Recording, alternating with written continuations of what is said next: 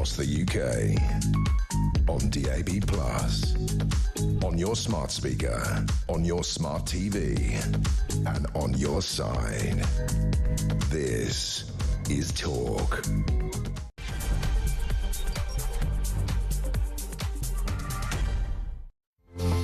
Good afternoon. Welcome back to the home of common sense. Thank you to Julia. She's back, of course, tomorrow morning at 10 o'clock. I hope you had a cracking bank holiday weekend. Absolutely cats and dogs out there right now. Welcome to the UK.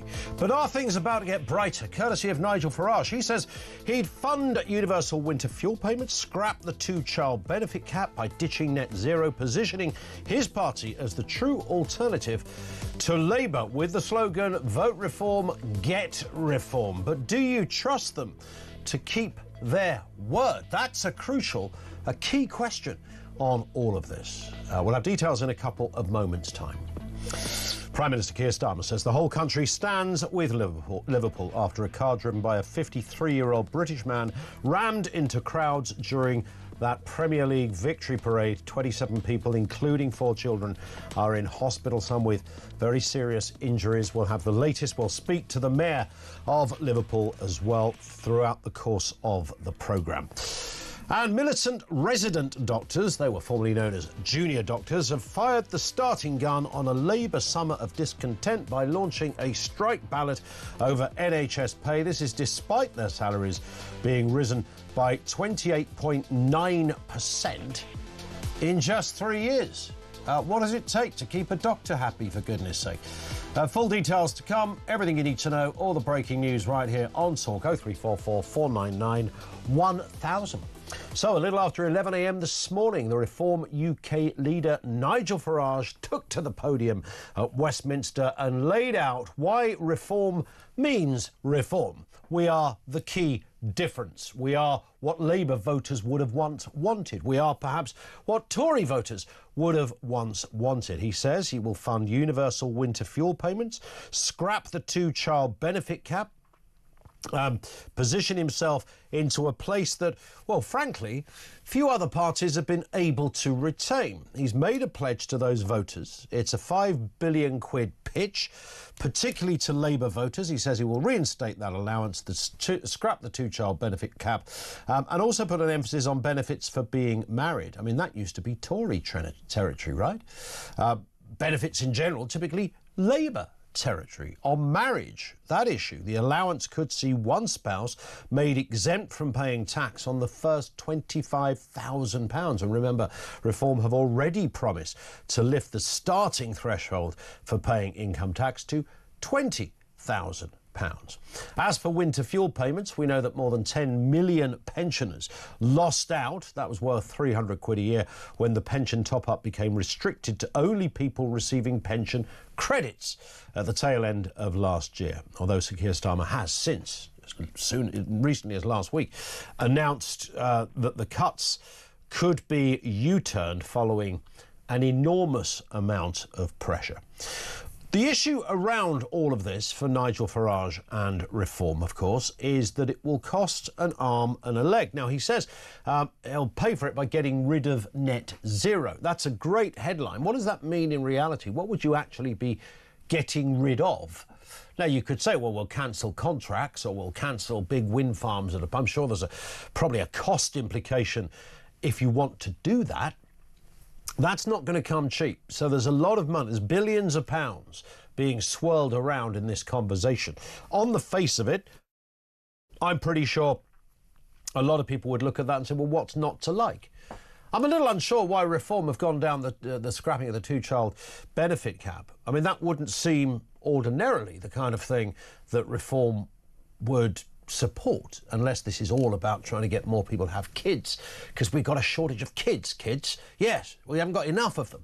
Well, we got loads. It looks like we've got loads of kids around, but actually they're going to become adults and there won't be enough of them to keep the cogwheels of the economy turning. That's loosely it. So the question is this, and we've seen a little bit of this in the United States. You know, Donald Trump had a lot of promises when he came into power.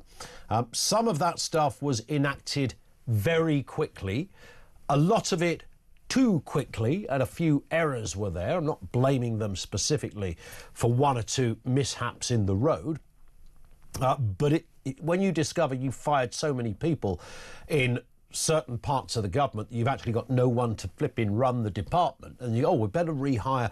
Is Jan still around? Well, the one you just fired and gave her $135,000. Yeah, Jan's still around. She's going to come back. Quid's in, ka-ching for Jan. Immigration, it's a mixed picture on what Trump did there. And a lot of this stuff is now... and, of course, the tariff debacle, depending on where you sit on that. There's many Trump supporters going, hang on a second, it wasn't quite meant to be like this. And what's happened to that policy or this policy? So the broadest question here is, do you trust Reform to keep their promises? If Reform were to get into Downing Street tomorrow, how soon could they reinstate all of these things? How soon could they say, yeah, we're going to... two-child benefit cap, that's going to go. Yeah, 3 kids, don't worry, we'll pay for you. 300 quid for the pensioners. Marital teasers as well within there too. So, and of course, the income tax threshold for paying income tax at all rising to £20,000. Everybody would support that. Of course you'd support that. Why would you not support that? That's not the question. The question is, could it realistically happen? Now, we're 4 years away from another election, potentially, so a lot can happen between then and now.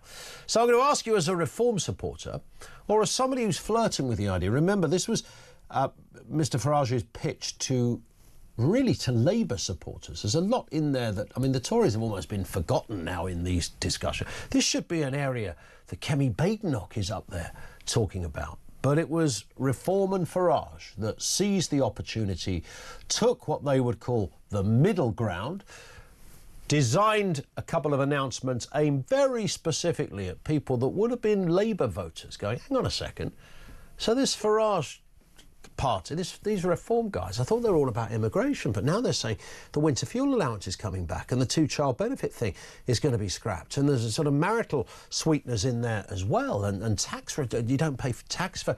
Wow, doesn't sound like a right-wing party. That sounds like my party will think the Labour supporters. That's the theory behind it. But do you trust them? Do you trust Reform UK to keep their promises? Because there's a lot of promises, and you know what? They're going to grow over the course of the coming years. Let's get a word on this and the other big stories of the day. Steve N. Allen, the comedian and broadcaster, is back with us. Afternoon to you, Steve. Good afternoon. Always good to have you with us. Let's start then with Mr Farage announcing today that policies he set out, he is set to offer the UK if Reform gets into power. Let's have a little listen to what he said just a couple of hours ago.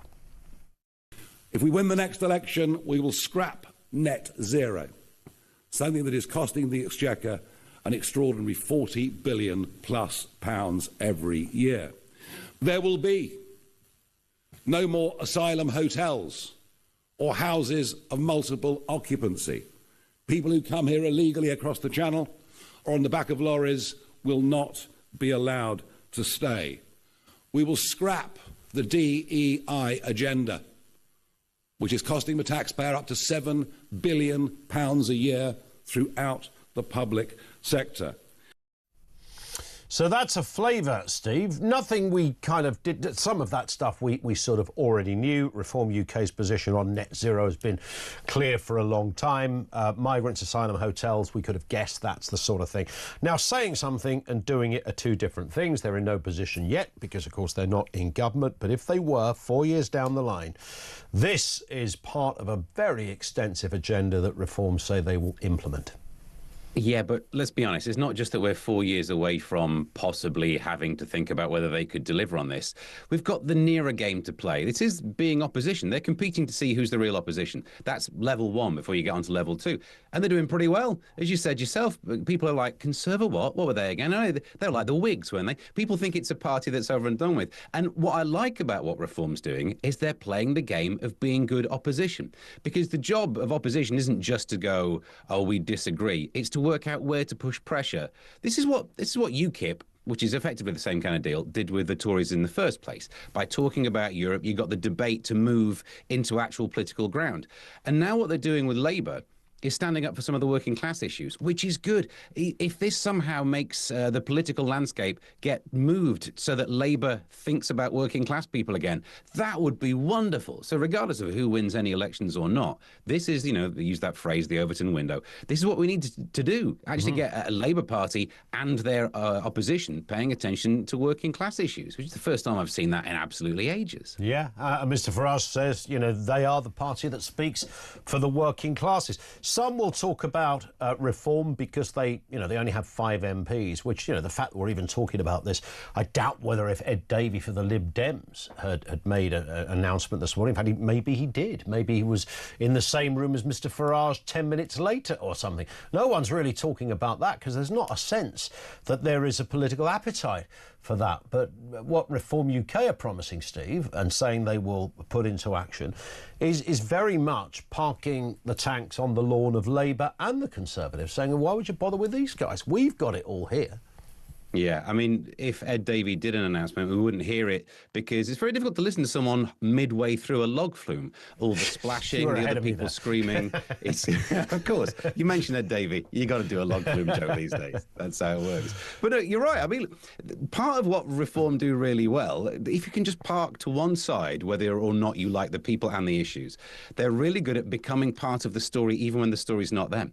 There have been previous court cases where you can't announce the name of someone, but a Reform MP says they will do in Parliament under parliamentary privilege. Next thing you know, the news story has the word reform in it, even though it's nothing to do with politics. They are really good at playing this media game. And I suppose we're falling for it a bit by talking about it. But I actually think that talking about it is what could deliver on the issues. Whether you trust Reform to, I don't know. Look, there'll be some people simply saying, hang on, you've got a handful of people. Some of them come from the world of city traders. Do they really represent the working class? Well, they don't have to, as long as the issues do. If we're actually talking about child benefit caps and pensioners, look, you can make the argument rich pensioners don't need the money, but sweet mercy, the cut-off point was way too low. And if that is a topic that gets talked about and some pensioners who are pocketing 12 grand finally get some money back through the winter, good. Regardless of who brings up the topic, it's good if we talk about it. Yeah, spot on. We're asking that question, do you trust Reform UK to keep their word? 0344 499 1000. If you're a Reform voter or thinking, you know, having a little bit of a dance with this idea that they might be the party for you, what do you think to that question? Let's move to this, a story that's dominated the last 24 hours of news, of course, Steve. Almost 50 people injured, some very badly, including 4 children after a car ploughed into a crowd in Liverpool yesterday. Let's hear from the Prime Minister speaking on this horrific situation. Well, scenes of joy turn to utter horror and devastation, and my thoughts and the thoughts of the whole country are with all of those that are affected, those injured, which of course includes children, their families, their friends, the whole community, Liverpool fans everywhere. And Liverpool stands together and the whole country stands with Liverpool. And the city's Metro Mayor Steve Rotherham said that 4 of those that were hit are very ill in hospital. We're going to speak to Steve Rotherham a little later in the programme. I mean, there's a few elements to this story, Steve. The sheer level of horror, the backdrop of celebration turning to disaster, a city that's had other horrors associated with football through no fault of its own. I mean, the list goes on. And then, of course, to compound the horror of this, social media does its thing, and boy, did it come into its own, not in a good way, over the last 24 hours. I've never seen so many bizarre, wacky theories, and it all seems to have stemmed from the police doing what they clearly thought was the right thing by saying, look, we've got a guy, he's white, he's 53, he's from Liverpool. That wasn't enough, apparently, because it's still, nonetheless, the conspiracies just went off in another direction. Because they got it right too late. I have sympathies for both sides, and it's weird to have sympathies for people saying weird stuff on social media. But we are, look, if you just arrive on the planet today, you're in a situation where everyone realises what happened with Southport was not enough information and trouble came from that. Reports have said so. That's not just the opinion of some, you know, face in a box on chatty radio. This is actually what happened. There was not enough information given, and that led to what happened with Southport. Now, this time, that means they think, oh, we better get some information out there, and the criticism is, oh, well, you do it on this one, but you didn't do it on that one. The only correct version would have been to have done it in the past. Correcting it now does look like two-tier, but what else do you want? You can't go back and rewrite history. We do want information out there because we know, thanks to the social media world we live in, a lack of information creates a vacuum that other stuff moves into. Yeah. There was no reason for us not to be told the colour of this guy, so we got told it. And I think, good. Yeah, you can think that it should happen with other ones, and you're right, it should happen with other ones, and hopefully it will in the future. And I suppose the other, I mean, I guess this is largely a point on just social media itself. I mean, the amount of clips that either weren't even from what happened or they were from the wrong part of what happened. You know, somebody tripped over earlier in the day and, you know, this is the guy the police have arrested. It's like, no, that's just Alf who was going for his shopping at Lundis. You know, he's nothing to do with it. But then by that stage, 20,000 people have picked up on it saying, he looks older than 53, he looks younger than 53, that's not him. It's a bit weird. Look, here's a picture of a black guy. Doesn't look like a 53-year-old white guy, does it? Yeah, that's because it's not him. So there's all of that to contend with. I don't know how you ever police that. I don't think you can police it. It's kind of the Wild West of the internet. And if you want information, you probably shouldn't be getting it exclusively from small online social media channels, because that's not going to be the source of the best information. It will be more information. You might think mainstream media doesn't give you enough, and you're probably right. And you can get more from social media, but don't get everything from, I saw a thing and had a guess at what it means. If that's your main source of news, you ain't going to be getting it right. I remember somebody saying to me just after the Manchester Arena bombings, I was on air that night, and social media is the most incredibly useful tool for about 60 seconds. After an incident, because what's posted there is usually absolutely somebody that was there, the truth, what they've seen, what's there. After that, forget it, because there's just going to be a groundswell of the most incredibly ambitious nonsense and hyperbole and invented lies. And, you know, somewhere within there you might find elements of truth, but getting there is almost impossible. Yeah, I mean, that old cliche of by the time the truth gets its boots on, the lies made it halfway around the world. Yeah. That's just sped up. It's the same thing, but we've now approached the speed of light, haven't we? Somehow, thanks to fibre optic cables, those lies can whip themselves around the planet way quicker. The truth is thinking, do I need boots or shoes? That's as far as you've got by the time actually all the lies have spread. Yeah, 100%. Steve, stay with us. Steve and Alan, the comedian and broadcaster, with us, looking through the big stories of the day. We'll take comments on all of these. Anything with the way it works, basically, anything we talk about here, just chime in with your views and thoughts. We're asking the question as well, do you trust Reform UK to keep to their words? They announced some more ideas of where they would like to go.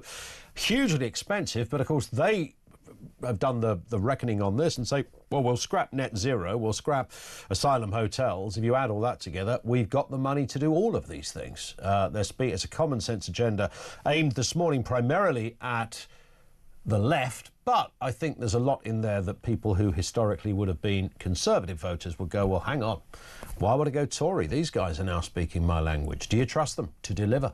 0344 499 1000.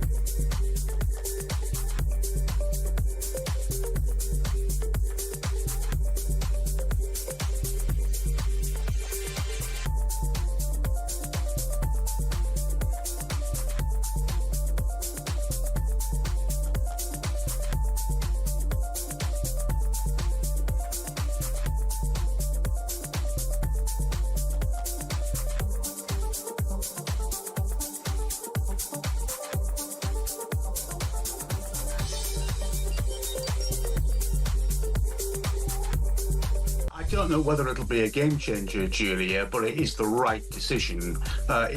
From time to time, we've done about 8 or 9 of these. We do opinion panel surveys amongst popcorn supporters, and more than 85% of our supporters believe that the Conservatives should pledge to leave the ECHR and scrap the Human Rights Act. Yeah. And it's a pretty good barometer for Conservative grassroots opinion. So it certainly will be a popular move within the party.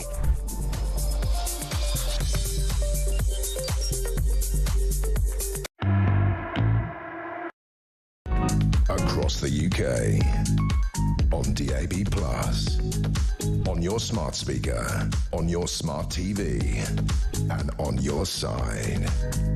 This is Talk. This comes from Rich in Leicester, which has been written for some reason entirely in capital letters with no punctuation. But I'm going to give it a go. You've probably got an idea of where this might end up. Ian and his daily speech of what we have already heard from reform-bashing Julie. Reform-bashing Julie, wow. How dare you talk about trust when you constantly use the government advisors from the parties that have destroyed this country, then asking their advice. Media celebrities have also had their hand in backing the destruction of this country. It's simple. People don't trust big show media celebrities like yourself, Sky, BBC, Good Morning Britain. People are waking up to these people. I know you won't read this out. You're scared of truths. Have a beautiful day, Ian, says Rich in Leicester. I tried to do it all in one breath. I didn't quite make it. I have no idea what Rich is wanging on about, frankly. Can I get a gallon of water and some oxygen, please? This is... I don't understand why we're not allowed to ask the question about reform. I also included in my rant, Rich, the Tories are so dead, which they brought on themselves, if that helps you, and deserve every bit of derision they get. This is a question about a political party that is offering to spend billions of pounds. They say they can cost it. The question to the public is, do you trust them? Pretty fundamental, basic stuff, that one. Thank you, Rich. You have a nice day as well. Although it's probably raining in Leicester like it is everywhere else. Steve N. Allen is back with us. Unless you wrote that while you were in the break there, Steve. I don't know. Could have been you. It is like me to not use punctuation and all caps, but he did call you a big show media celebrity, and I ain't calling you that. Yeah, exactly. I'd never get that from you, Alan. Not in a million years. Not in a million years. Let's move to this story. Now, I'm a bit hesitant. I was going to say, this is one of the funniest things I've ever seen. Emmanuel Macron getting a smack in the face. That wasn't the funny bit. The funny bit that you could not, if... Mano Iannucci had tried to direct this, he couldn't have got it as good as this. It's not the smack in the chops, it's the wave that follows, Steve. The little wave when he kind of realised, I mean, the timing is absolutely beautiful. So all of that is a bit funny, and he's now said, look, there was no incident, we were having a laugh, she pushed my face and then the door's open, who cares? Although many people, including Julia, made the point, if that was the other way round and it was a bloke doing it to a woman, there'd be, probably get arrested by 6 o'clock. Well, depending on which part of the internet you're on, it's a bloke doing it to a bloke. That's well, I was going to say, yes, there is that. But you're right. It's like a 1980s sitcom, isn't it? That she pushes him just far back enough for him to notice the door and then style it out. There's all fine, thanks. Yeah. The little wave. With a little so wave. Good. But I mean, I suppose it's embarrassing. We've all been slapped in the face on a plane, but that's because we travel Ryanair. So I suppose for him it's different. But yeah, it is one of the funniest things. And you shouldn't enjoy it more because of the status of being a president, but you just do, don't you? Someone being slapped in the face. Well, that's it, isn't it? Yeah. I mean, last week he apparently was, seen travelling around with a bag of cocaine so big you wouldn't even conceivably put it on a scene in Breaking Bad. But nonetheless, the internet did its thing. Look, he's got his bag of cocaine there. Now he's getting smacked up by his missus on a plane. I mean, what else can happen to this man? This is beyond Mr. Bean, who he's often compared to, by the way. We're going to have to do an intervention. Things aren't going well in his life. He's calling elections. I mean, that probably explains why he calls elections and they go so badly. Maybe cut down on whatever you're doing and try and sort out your marriage, and then maybe you could pay attention at work. Yeah. He said they were horsing around. Is that a French term as well? As I thought that was very British. Horseplay. Well, in France, horsing around is something to do with the meal, I imagine. Yes, yes. Are we going fries or are we horsing? Yeah. 4 horses, please. Well done. And let's move to this story. Resident doctors used to be called junior doctors. They're now called resident doctors. I wasn't even aware of that name change until today, by the way. Have I been living under a rock? But they're now known as resident doctors. Have launched a strike ballot threatening up to 6 months of industrial action. Now, they've actually had a 28.9% pay rise over 3 years and a recent 5.4% increase as well. I don't know what it's going to take to say, look, there really isn't much more money left in the pot.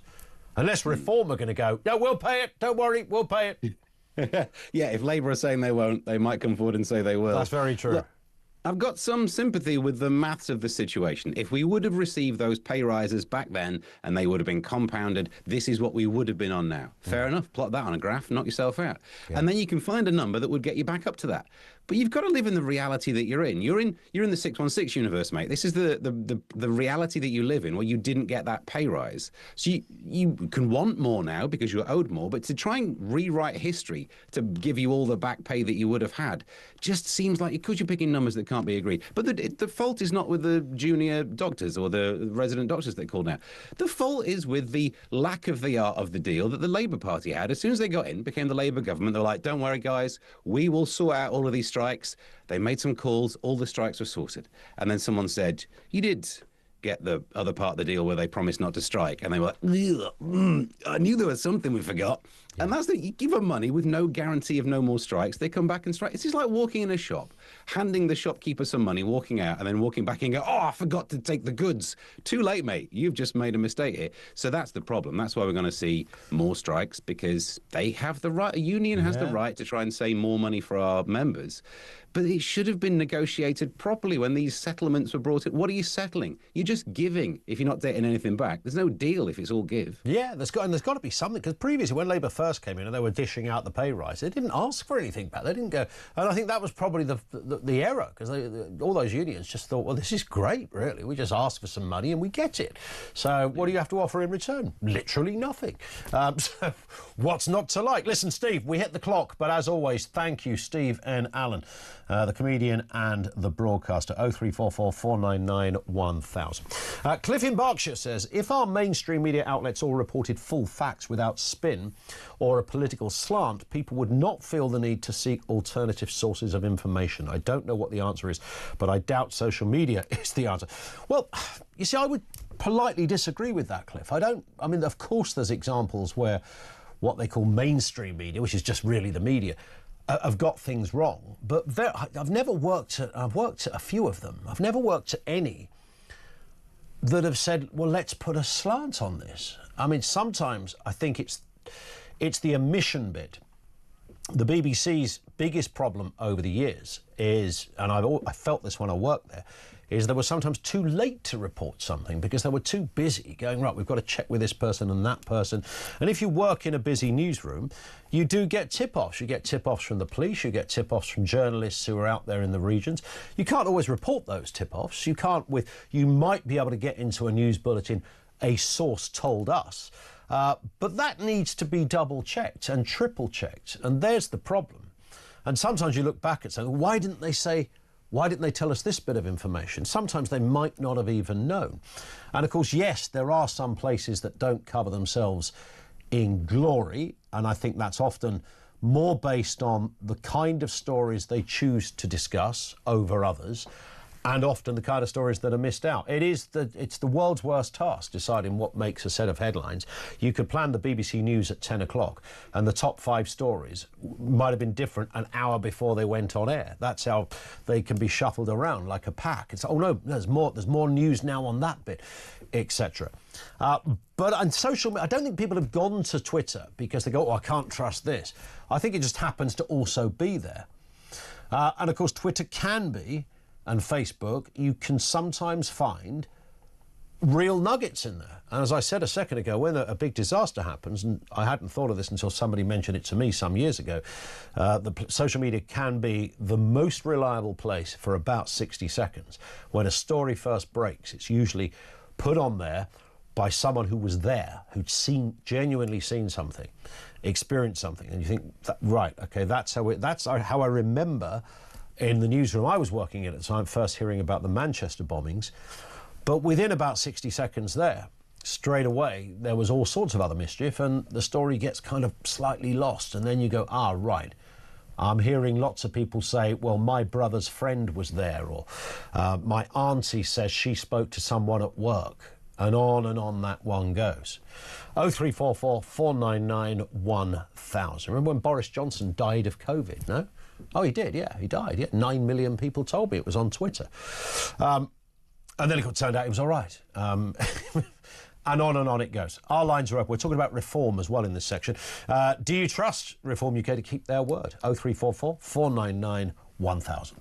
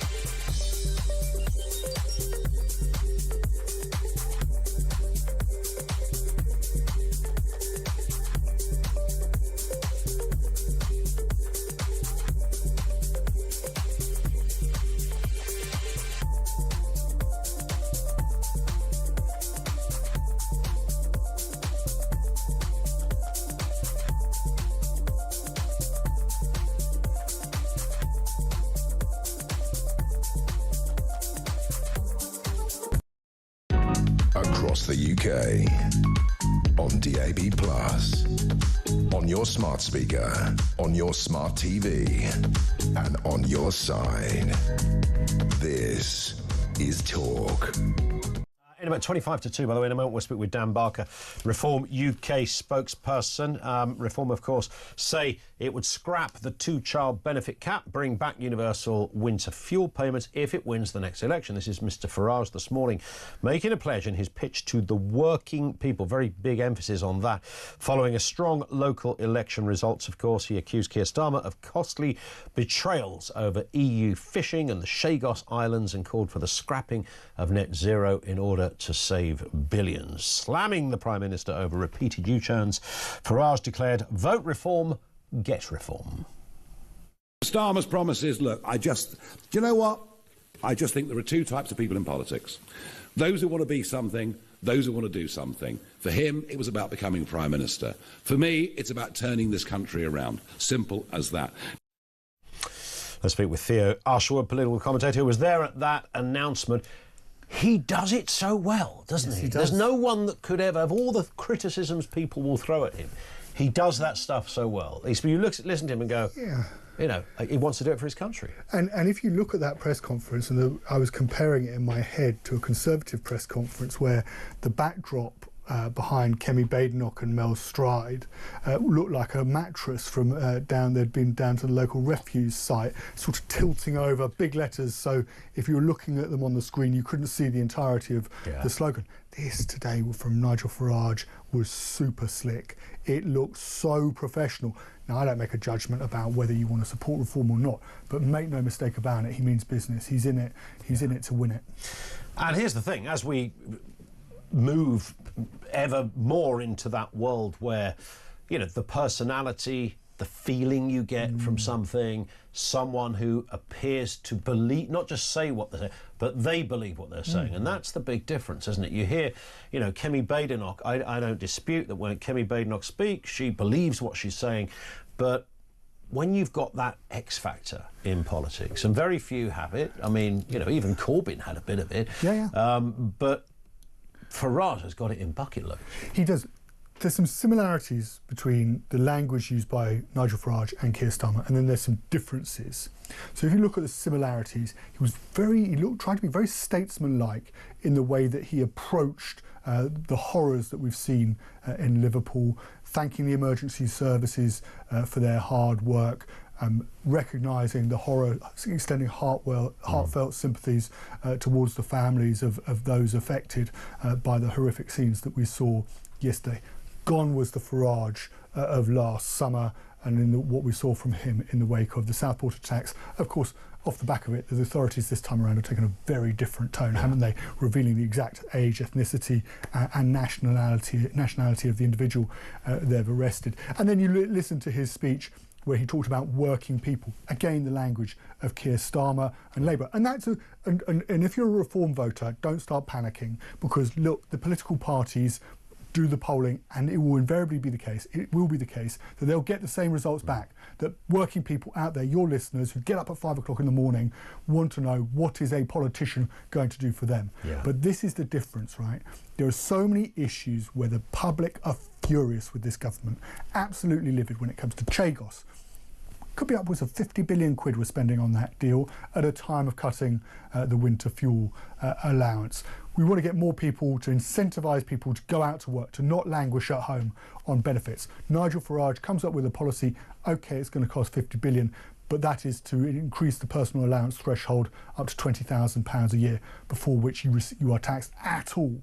He's recognising the problems that many people are facing, that there just isn't the incentive to go out and work and come up with the solutions. The test for Labour, the test for the Conservatives, is actually, can they shoot down those policy proposals that we've heard from Nigel Farage today? Or is he just so far ahead now? There will be some Starmer fans out there thinking, hang on a second, working class people, this is Nigel Farage, Dulwich College, working in the city, earning a bomb. Keir Starmer, I don't know if you know this little fact, Theo, son of a toolmaker. Yeah. I found that this morning, a little bit of research I did. Son of a toolmaker, worked essentially working class for a bit. They would say, well, he's more working class. Starmer is the working class one, not Nigel Farage. But you think of Boris Johnson, who got a majority of 80 in the House of Commons. This is a man who went to Eton College, he went to Oxford University, and he was part of the Bullingdon Club. Nothing so elitist as that. What voters want, this is what I think they want, this is my experience of covering politics, is they want authenticity. So they'll forgive you. They'll forgive you your upbringing if they think that you actually get their concerns, that you understand their concerns. And Nigel Farage has always, this is my experience covering him, covering his politics and Reform's politics, has always held great store by the power of authenticity, of being able to go to the pub, open a packet of cigarettes and have a fag and a pint at the same time, of being exactly who he is. You meet him, you may not like him, but having met him and interviewed him, there's no difference between how he appears 100%. In real life. He's the same person, and and like I said, you may disagree with his politics, but there's an authenticity there. And the problem that I think Keir Starmer has, and other Labour politicians have, is that they aren't understanding that there needs to be a connection. Indeed, Nigel Farage identified this during his speech, that Keir Starmer doesn't appear to have a connection with working class people, of what it means to get up at 5 o'clock in the morning and go to work. And none of the cabinets have had a job where they've had their own business and it has been, they've set it up and had to do it for themselves. And that's a crucial difference between Reform and Labour. I make no bones about which party your listeners are going to vote for, right? But that is a truism, that there isn't that authenticity, and Keir Starmer doesn't have those people skills to relate in the same way that Nigel Farage does. You know, I mean, the obvious example, I suppose, in America is Trump. You know, there's a billionaire telling people, you know, in Wyoming, high unemployment rate, you know, I speak your language. And you think, well, whether he does or whether he doesn't, he sounds like he does, and he sounds like he means it. He's got no background in that world, but for some reason there's a passion there. You're right, I've lost count of how many times I've had a crafty cigarette with Nigel Farage out the the back of a studio somewhere, whatever. And he's the same bloke. You know, we used to both work with him. And people will start, whether it's a cab driver, the archetypal sort of cab driver, all right, Nigel, or whether it's somebody walking down the street. Boris Johnson, I saw that a number of times with him, chatting to him, other people would chat. He had no struggle with that. Kemi Badenoch or Keir Starmer would be very awkward in those moments. Yes, it'd be very awkward in those moments. And you think about Trump, right? And you think about, and there's always a temptation in this country, indeed, in places like Canada, for everybody to lose their minds with those press conferences or those gatherings he has in the Oval Office, right? But when you think about Liberation Day, when he imposed those tariffs and he read out the tariffs, I'm going to do 10% for this country, 25% for this country, he read down the list. He did it alongside blue collar, as they call them in America, working class voters who are fed up at seeing their jobs move overseas. Now, again, are those jobs from China, by imposing 50% tariffs, going to come back to the United States? Very unlikely for that to happen when you look at the supply chains involved in making an iPhone, for instance. But that isn't the point in terms of the politics. The politics is Donald Trump sitting there in the Rose Garden of the White House alongside people who represent the working vote, the working man and woman in America who felt neglected, and standing up for them. 100%. Let's bring in Dan Barker, Reform UK spokesperson. Dan, good afternoon to you. Good afternoon, Ian, and thanks for having me on again. It's a pleasure. Lovely to speak with you as ever. Just on that point we were saying about the real deal, authenticity, whether somebody likes, doesn't like, votes, doesn't vote for Nigel Farage, nobody could suggest for one second that he's not very good at this, because he is. Clearly he is. He speaks with passion. He speaks from the heart. And this is a man that sounds like he absolutely knows where he's going. Well, I watched the speech. I thought it was a very statesmanlike, a prime minister in waiting. I thought that was the beginning of his pitch to the nation to be the next leader. And just listen to your comments with yourself and your guest there. I agree. He is authentic. He is, what you see in public is what you see one-on-one, as you've said. And, I think he is a gifted orator. He can connect with people. And because people feel that he's relatable, I think people are more likely to trust him. Well, I was about to say, on that point, we were throwing the question out there, as we would with any party that's making some big promises, because there was a lot in this, and he also outlined how things would be financed. But the question, do you trust Reform UK to keep their word? Now, we have seen this time and time again. I know Boris Johnson got royally scuppered with COVID, so you could maybe, if you were his defence barrister in a court case as to how well he did or didn't run the country, that would be exhibit one. We had a pandemic. In the United States, there's some sort of criticism of Trump that, a lot of what he said he was going to do is sort of slightly on hold, not moving as fast. Why would we trust Reform UK? Why would we trust Nigel Farage to keep their word when we've seen so many politicians, Dan, over the years sound like they meant it, told you they meant it, but when they got into the big job, just couldn't deliver? Well, if you compare us with Labour, I will come to Reform. They were in opposition for 14 years. Keir Starmer was the leader for 5. Even if you give him the grace of saying, well, he had to root out anti-Semitism and get rid of the Corbynistas, maybe give him a couple of years grace for that. Yeah. He still had 3 years at the helm, and now they've taken over last July, and the only thing that they seem to have a clear plan for delivery is net zero, and that is going to, bankrupt the country. But in terms of reform, you look at the makeup of our party. We are the party of the silent majority.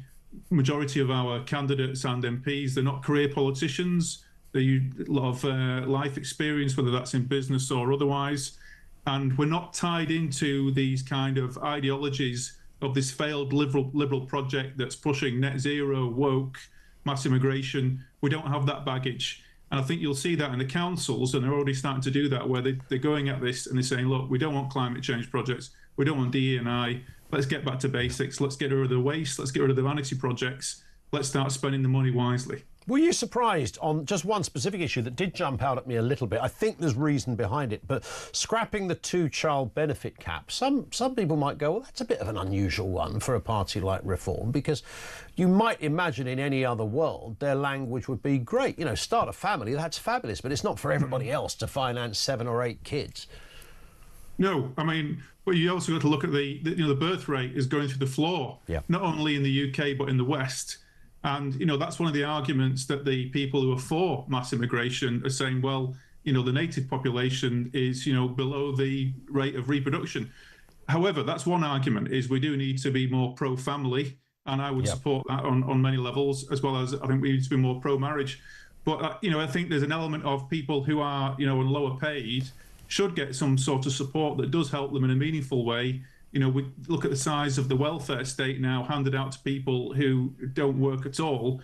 Giving people who are working help to raise a family seems like a worthwhile policy.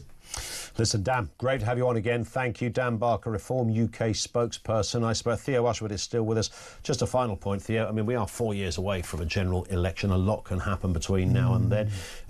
Is there a danger Reform are kind of peaking too soon here, or just can this momentum be kept up? You only need the economy to start going great guns, and everything people thought about Starmer could be forgotten, maybe. It's a fair point, and of course there is one politician for the Conservatives who in the opinion polls beats Nigel Farage, and that's Boris Johnson.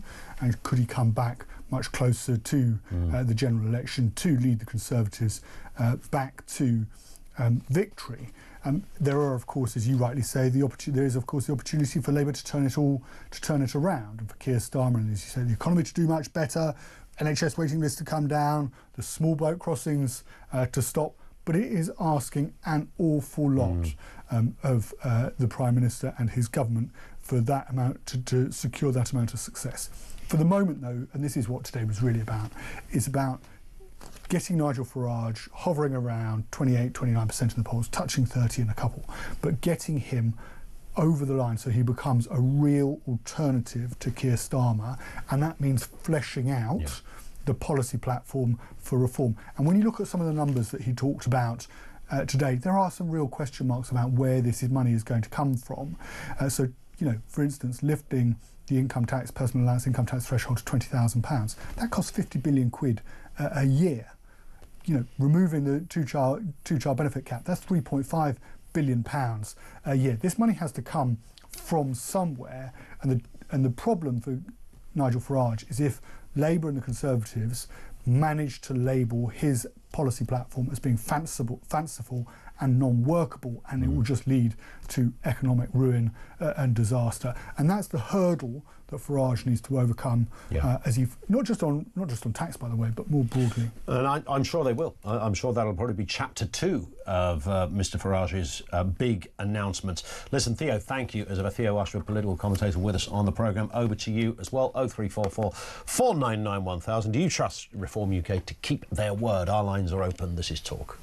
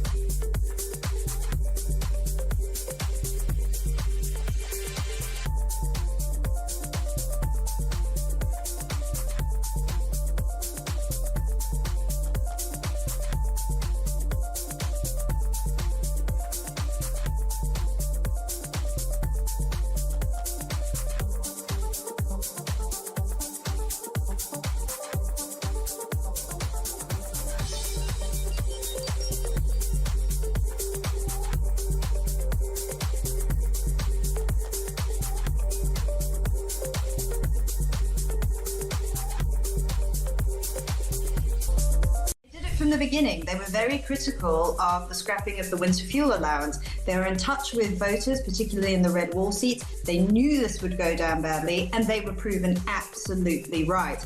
I think Labour have shown that they're no longer in touch with their heartlands and no longer in touch with their base.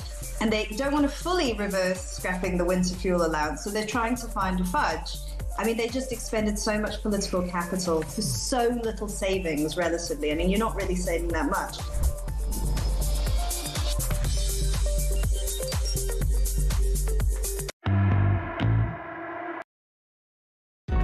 Across the UK, on DAB+, on your smart speaker, on your smart TV, and on your side. This is Talk. David in Lancashire says, great show. If Farage has done his homework and, crucially, the maths make sense, he's just won the next election, says David. Now, of course, every party will make a similar claim, won't they? But actually, the bit that Farage has really kind of knuckled down on about speaking the language of ordinary people, basically, you know, this is nonsense. The DEI stuff is just hogwash. Anyone with a brain knows that. The net zero stuff, let's be generous, is just going too fast. You don't need to go that far. You don't need to bankrupt the place in order to achieve something because it makes Ed Miliband nice and cosy in the pit of his tummy as he lays in bed with his little dummy at night. I'm not talking about his brother, by the way. Let's go to Philippa in Poole. Philippa, how are you doing? Hi, Ian. Lovely to talk to you as always. You too. What have you got for us? I wanted to talk to you about Nigel's policies and reform and the speech that he did today. Basically, the point about Nigel is he can make all these promises. He can say that he's going to deliver all these policies, but he can't do anything about them until he's actually in power in number 10. All Nigel can do at this present moment is get support, get votes, and influence our present government to do U-turns. That's the only thing that he can do. So there's no point any of us getting our knickers in a twist over what he will and will not do, because he hasn't got the power to implement those policies at the moment. However, I do agree that his pledge on the winter fuel allowance to be returned to the elderly is great. I don't necessarily agree with the two-child cap, because I don't think we should be paying for people just to continue to have more and more children, especially if they're not working. Well, that's true. Although, the theory of that is that we are lacking, going forward 20, 30 years, we're lacking population because the birth rate is so low. And it sounds weird, does it? Really? No one would... Yeah, we're lacking... Apparently so. Although we've got 1 million people currently, 1 million vacancies, I think, at the moment in the jobs world. So who knows? I don't know. I think that potentially that could be a problem, bringing that policy, and I don't think everybody's going to agree with that. And I know there are people that don't agree with that. I think and you're the other thing that I think that they should make a promise on is that the disability benefits should not be touched for those people that have got lifelong disabilities. I think they need to be vocal about their pledge on that, because there's a lot going around on social media about the welfare reforms, and nobody's addressing that. That's a fair point. I think it's great that they're going to stop the hotel costs, the driving lessons, everything that's associated with people coming over in boats. I think that's brilliant, and net zero as well. I think that's one way that they're going to be able to fund all these policies going forward. If they can, but of course that's, the headline sounds great. But, I mean, what is the specific area? If you've got, for example, I don't know, a multinational company who's been given a £10 trillion contract to build a big solar farm in a field in Lincolnshire, I don't know how you go around stopping, the legalities of it. So the workings, the finer workings out, I just think could be quite tricky. Philippa, thank you very much indeed for that. The other problem, of course, Mr Farage will face is that if they keep coming up with ideas that are very popular and then the government simply do a U-turn and adopt them, then that could be a problem. Because by the time they get to the election, they might go, well, actually, it's already law. Phil is in Hertfordshire. Phil, how are you doing? Good afternoon, Ian. Afternoon. Good afternoon. Why would I trust reform? Well, or do you trust them to keep their word? Yeah, why shouldn't I? You know, that's the thing. Why shouldn't I? Why shouldn't anybody trust these? They've got no form as such because they have not been in government. True. We can't hold them to account and said, oh, you said you was going to do this, but you've done that. Yeah. We are in a situation now, Ian, where the people of this country have been betrayed. We've been betrayed by the Conservatives. We've been betrayed by the Labour. Those two political parties do not put the people of this country first. Why would I not trust reform? They would say, I mean, I can't imagine, you know, Starmer's little slogan is country first, party second, isn't it? So in his world, in his mind, in Kemi Badenoch's mind, in Ed Davies' mind, they would all only do things that they think puts the country first. Yeah, we might disagree with it, but I do disagree. But that would be their thinking is the same, is what I'm saying. Well, it's not joined up thinking, is it? I mean, it doesn't look like it. You're absolutely bang on. Yeah, I mean, you know, what can we say, Ian, that this lot and the Conservatives have done that actually helps the people of this country thrive? Yeah. Nothing. They're not filling in the potholes. Housing, delaying, dilly-dallying, saying that we've got to meet this target, we've got to meet that target. They're not doing it. You know, we, the people, know there's not enough skilled labour, there's not enough tradies in this country to build the amount of houses that they say they're going to build. Yeah. It's not going to happen. They should have built almost 100,000 by now, based on their own maths, right? They gaslight themselves, Ian, and they gaslight us. And the thing is, we've woken up.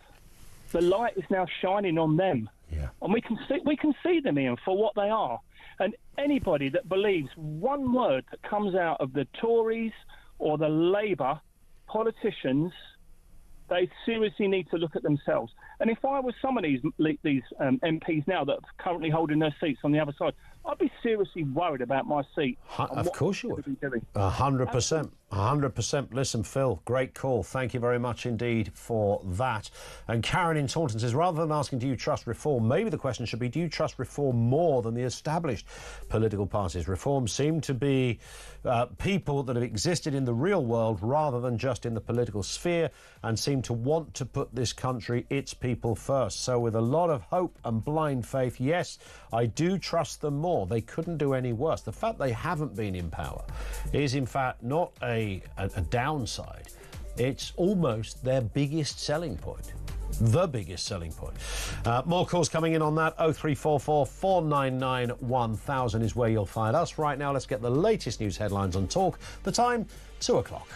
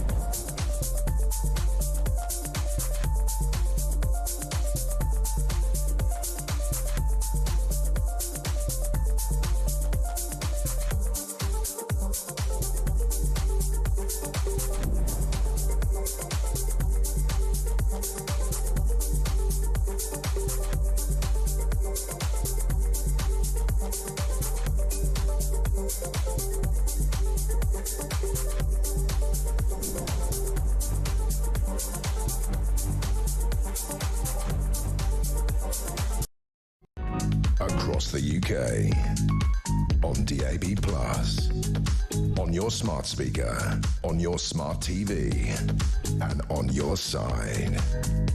This is Talk.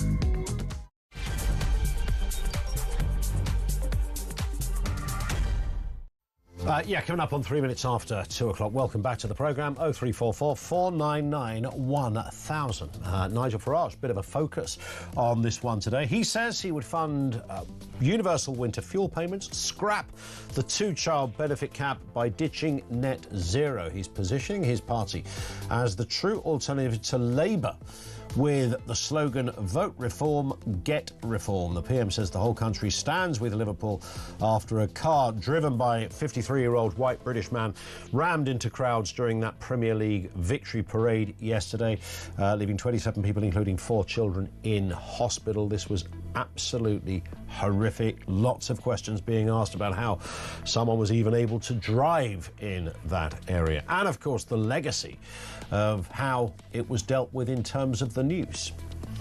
And Conservative MPs have dismissed rumours of Boris Johnson returning as leader, warning that his past scandals and unpopularity with floating voters make a comeback unlikely and divisive. Would you want to see Bojo back in number 10? Seriously? Everything you need to know, all the breaking news right here on Talk. 0344 499 1000. I've sort of slightly resisted the Tories are dead. You know, the Tories are dead, because we see this time and time again. And, eventually parties do kind of come back and they sort of return. When Labour brought in Jeremy Corbyn as their leader, it was like, well, these guys are done for. They're absolutely done for. No chance. And then, some things rekindle, events, dear boy, events take over, and they suddenly change the leader, circumstances of the party in government, the Tories, so things do change when you think that couldn't possibly be the case. Even in Canada, they didn't change quite as well as they thought they were going to do for the Conservatives, but they were out of the headlights and the headlamps and the spotlight for years. Sort of came back a bit, were about to take the big prize, and then Mark Carney pitches up with his anti-Trump stuff and scoops the board, as it were. Sweeps the board, scoops the board. I suppose you could scoop and sweep, for that matter. But I've resisted thinking the Tories are dead. But I think they probably are. And in fact, they're very, very ill, which is why Mr. Farage is now really parking his tanks on Labour's lawn. Because I think there's a sense right now, and they'll keep their eye on it, but there's a sense that, well, we've sorted that, the Tory thing, we're fine with that. We can definitely throw a rocket up the trouser leg of the Tories. That's done and dusted. No problem. But Labour, of course, have a massive majority, so it's those guys we really need our focus on. Is Mr. Farage speaking your language as a Labour voter or a former Labour voter? Let's speak with Alan Tolhurst, chief reporter at Politics Home. Afternoon to you, Alan. Always good to have you with us. It does happen, doesn't it? Just when you think, no, they're never going to come back. There will be a point, maybe in the future, possibly in 500 years' time, when a party called the Conservatives suddenly return, and kids at school are being given a history lesson as to who they once were, and Margaret Thatcher and goodness knows who else. But it does feel very much that Farage feels that box, for the moment, is ticked. Now it's Labour we really need to focus the next few years on. Yeah, I think you're right. And although the comparison with where Labour were post-2019 after the defeat with Jeremy Corbyn, and where they kind of turned it round from being less than 200 MPs in 2019 to then being, 450 MPs this time around. So it can happen. Those particular circumstances may happen. But as you say, it might require, a pandemic and something else entirely to kind of change that. I think you're right, though. Clearly, Reform have seen the fact they've scooped up an awful lot of votes from the Conservatives, and they do have their eyes set on taking votes from Labour. And that's why we saw Nigel Farage looking at kind of reinstating the winter fuel, scrapping the two-child benefit limit. And I think what's quite interesting, I think, for two reasons, those are it's quite clever politically, because firstly, it moves into that kind of space that that, those voters who perhaps were Labour supporters who voted Tory in 2019 went back to Labour last time, but are frustrated with the Keir Starmer administration and clearly sees there is a chance to hoover up and expand that kind of level of support for reform. And also it kind of punches the bruise that Starmer has, that he's not being progressive enough, that he's not tapping into that kind of left-wing base. And if he's being outflanked by reform on economic issues, then I think you would then obviously that's quite good. I would just note a little bit of caution that for two reasons. One, reform have been pretty unclear about how they would pay for it. I think the IFS today said that the measures outlined by Farage would cost something between 50 and 80 billion pounds. And although they've talked about scrapping net zero and stuff, they haven't really marketed it out. And I think that, after what's happened with the Conservatives and Liz Truss and that kind of this whole era about kind of 22 billion black hole, people are a bit skeptical about whether, people can actually pay for things they say they're going to do. And secondly, I think kind of authenticity. If people think that Nigel Farage is kind of moving into this space, not because he really truly believes in it, but because there is a vacuum to step into, then I do think that the electorate can kind of sniff out inauthenticity, and it might feel a bit like a sort of chicanery. That Farage doesn't really believe in this; he's just doing it to kind of annoy Labour, and I think people do get a little bit wound up by that. So that's the only kind of note of caution. But on that point, Alan, isn't Farage's biggest selling point that he does sound like a conviction politician? He ticks those boxes. He sounds like this is a man that speaks effortlessly. He can say very important or controversial things in a very casual sort of manner, the way you might chat to your friend in a pub. Some would say, in fact, he's the very best at doing that. He's got nothing to worry about. No, that's true, and he's never been anything other than what he sort of sets out to be. But I do think that people, if you think about Nigel Farage and you think about his economic policies, I think most people, beyond Brexit, what they would think about him as being a kind of a city boy, more kind of Thatcherite on economics. So suddenly being much more statist, as he set out those policies today, spending more rather than what he would normally be in favour of, which is tax cuts and spending cuts. I think that people will be slightly surprised by that shift. Clearly, they obviously got a lot of support for what they clearly.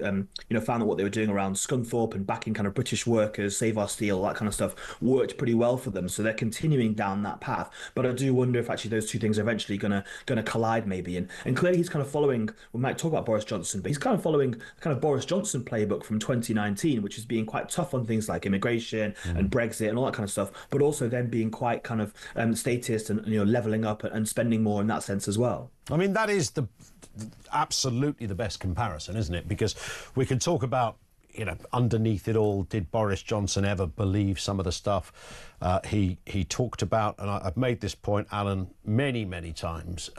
If 10 years ago you were asked, if you as a political journalist, Alan, I'd said to you, give us a name of a right-wing Conservative, you'd have to go through a lot of names before you came up with Boris Johnson, right?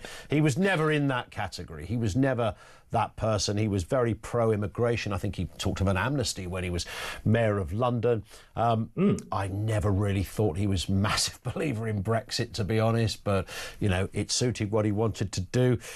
So there is a comparison in some respects, because he did come back, though, with an 80-odd seat majority. And he did it despite being a posh boy, Etonian, Oxbridge, despite all of that. He could speak the language of the common man as well. Yeah, and that famous phrase that people used about him for a long time was that he was the so-called Heineken politician, harking back to that old Heineken advert, that he could reach parts of the electorate that others couldn't. That, like you say, despite the fact that he was this kind of old Etonian, very incredibly posh, all that kind of stuff, he could still, rough it and do well with kind of the common man, and was able to win places. Look at those seats that they won in 2019, rock solid Labour seats they've been for a long time with big working class majorities, and he was able to win those at a canter. So yeah, I think clearly that's what obviously Nigel Farage sees there as an opportunity to do a similar thing, by kind of focusing on both those kind of things. It will remain to be seen whether it's able to. Obviously, the circumstances in which Boris Johnson won in 2019 were really kind of to do with the situation at the time, with the kind of the delay and the dither on Brexit, and also the fact that Corbyn was the person stood opposite him. I think that's part of the reason why he did so well. And every politician since that's tried to put back together that Johnson coalition of voters he did in 2019 has failed. And I think, Farage might be wise to look at why those kind of abilities failed to do so. I think because the circumstances are just not the same thing. So I think it's going to be interesting to see where Farage pitches himself. It seems at the moment that they're trying to sort of go in different areas to see where those kind of further voters they can claim are from, but whether they'll be able to actually put together enough to kind of be a force of the next election, I think remains to be seen. Yeah, and of course Farage and Johnson have both been talk radio hosts as well. People forget, but Boris Johnson, I don't think you might not have known this, Alan, but Boris Johnson often filled in for James Whale on Talk Sport a few years back. A lot of years back. I remember doing handovers with him, thinking, I have to say he was absolutely dreadful at it.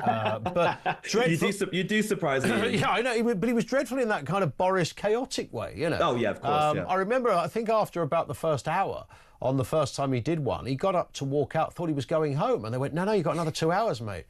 Because it's not really. I didn't know that. I thought it was 1 hour. Okay, I better sit back down, and and he sat back down and did it. But yeah, he was chaotic. Whereas Farage, when he was doing radio, was actually very much the opposite. He got a Donald Trump interview out of it. He was very slick. He was sounded like he sounds, whether you meet him in the street or whether you watch him standing at the podium. But it's going to be an interesting few years, there's no doubt about that. We should get a word, of course, because it is the big news of the last 24 hours, Alan, of what happened in Liverpool, this absolutely horrific sort of, I'm tempted to say out of nowhere, aren't all bad events out of nowhere, but, against the backdrop of celebration, jubilation, an entire city coming to a standstill. Even the odd Evertonian was there, I'm sure, with a mild handshake of congratulations. And it was great. Everything was fabulous. And then suddenly this happens with a man, ramming a crowd, 47 people injured. The Mayor, Steve Rotherham, said that 4 of those people are very, very ill at the moment. I think there's children as well involved in that statistic. This is a terrible an absolutely awful event. It has naturally sparked controversy, however, on social media about the police's response. The police thought, hang on, what we did last time apparently didn't work, so here's another way of dealing with it. It's a white man, he's 53, and he's from round here. But that still didn't really stop people firing off in all sorts of other tangents with various theories, some of them completely nutty and conspiratorial, and others still basically questioning authority, I suppose. Yeah, and I think that's the situation we now live in. That any situation, any big event like this, especially one with the kind of mass casualties, is always going to lead to huge amounts of kind of conspiracies. And as you say, the fact that previously the police have not released certain types of information, and this time they have, people would criticize it one way and now criticize it for doing the opposite. I think you and I spoke a couple of weeks ago about kind of the way that the police deals with situations when there is so much, when they can't control the narrative in that sense, because we've all seen the footage. We all saw the videos, we've all heard eyewitness testimonies, so therefore they can't kind of keep a lid on what information gets out. And I think that their playbook for dealing with responding to incidents like this, I think is quite old school and goes back to days when they could much more control what information got out. And I think that they're trying to kind of do things a little bit differently to not leave this vacuum for conspiracy theories to go into. Obviously, this is not perfect, and we've still seen people, coming up with all sorts of wild theories and stuff themselves. But I do think that it is probably a step in the right direction. People think that it's a bit disappointing they have to release the ethnicity, but I'm more concerned about what it leads to, essentially. And I think that they're trying this different thing, and I think that they've probably not got it right perfectly yet, but I do think that it is important that they understand how they get information out, especially to people else in the media. We want to be able to quash these conspiracies, but we need to have the official information to be able to kind of to put those fires out. And so therefore I think the police are going to have to be better at it, I think, in the future. But I guess the problem is, and I was sort of, I wouldn't say quite a lone voice on this, but I never quite understood when we're talking about Southport, why that information, I was never quite sure what the reason was, what the appetite was to have this name and backstory, other than the social media rumour that it was a fella that came across the channel almost days ago as a migrant and made his way to Southport. There was all of that. And so I've never quite understood. And with this story, and this probably explains why I still don't understand that appetite, would the police have put out a tweet or a release saying it's a 53-year-old brown man that we've arrested? Because I kind of think, based on all the reasoning around this, that there could be a riot if they'd said that. It is interesting, and I think that's the kind of the counterfactual, is to know what they would have done had the situation been different, and say, for example, it had been someone who'd recently arrived in this country, perhaps illegally, and who was doing it with a clear, a clear kind of terrorist background to it, essentially, how they would have dealt with that. And I think they probably would have dealt with it a bit differently. And I think that's where, as I say, they're not got things perfect at the moment, but I think they clearly saw in this situation there was potential for things to, obviously there were still thousands of people on the streets at that point. So I think there was, partly it's to do with the fact that the situation on the ground at that time, that obviously there was still, like I said, hundreds of thousands of people who were out on the streets of Liverpool, who, if they'd have got that information, then it would have been a very febrile atmosphere. So I think that's partly to try and to calm things at the time. Whether a different situation where there weren't people already kind of mobilised and out and about, whether they might have acted differently, I'm not sure. And that's where I guess these future scenarios, these future plans the police are going to put in place are going to come more into play. Well, I mean, it could, if it had been a brown man, it could have been a brown man that was still British, could have been still a Scouser, could have been all of those things, but I don't know whether that would have travelled in the same way, because obviously that same group who lived their life through social media would have gone, no, they're saying that bit, but he's probably an immigrant, he's probably illegal as well. You'd get that group of people. It only takes a couple for things to kick off, and there's the problem with the police. Journalistically, I don't know about you, Alan, but when someone's arrested, in a couple of days' time, we'll get the name of this person responsible for this. There'll be a photograph, possibly even as likely as tomorrow, of who the person is. But as you know, in journalism, sometimes you might wait a week, sometimes you might wait an hour. I mean, it's never occurred to me remarkable that sometimes that you're meant to have this information instantaneously. Yeah, and that's the thing. Obviously, previously there was, I think, actually. It was actually due to a lot of stuff around Operation U-Tree that prevented, there was new guidance on when you could name somebody who'd been arrested but not charged, because there were lots of people who, in the media, we reported when someone was arrested for, quite serious offences, they were eventually released without charge, but that name was already out there. So it kind of switched to more of a situation where we only really named them when they were charged. But obviously, you do get 24 hours, sometimes 36, 72 hours, sometimes even longer for terror charges before that person is actually charged. They can be held without charge. So therefore, we wouldn't be able to report that name even if we knew it. And so therefore, it does. Just the process itself leads these long gaps, these long vacuums where we're not really able to report anything. And that does allow people to kind of speculate and put all this stuff into, because people on social media are not beholden to the same rules, or don't think they are. They are, but don't think they are. That's the truth. And I remember with the Hugh Edwards story, and that was, the day I woke up and saw that, I just made a phone call to a very experienced showbiz editor and said, who is it? And he told me. But I wasn't about to put it onto social media because he told me. And it was about 10 days after that but in the meantime, of course, we all know what happened. The amount of names that were out there, and they weren't just, they weren't names that were teased a little bit. Oh, I think it's that bloke that presents a quiz show or something. Literally, people writing the name out there. I've always thought he was a filthy pervert. It's definitely bleep, bleep, bleep. I think, wow. And so there were some presenters who did, I think, take a hard line on that and said, I'm sorry, you've literally just libelled me. You might want to get that off, with some success. But there were others who just didn't care. But that's because, and it's a conversation we had last week, I think we need to reevaluate what social media is and how it's policed, because I think it's unpoliceable, to be honest. Yeah, and I think actually the Law Society is conducting a review into libel laws and how we deal with this stuff and how social media companies respond, obviously, because for a long time, mainstream organisations have had mechanisms for dealing with it, for responding to it, for obviously for going to people for comment before you publish anything. Obviously, it's not like that on social media.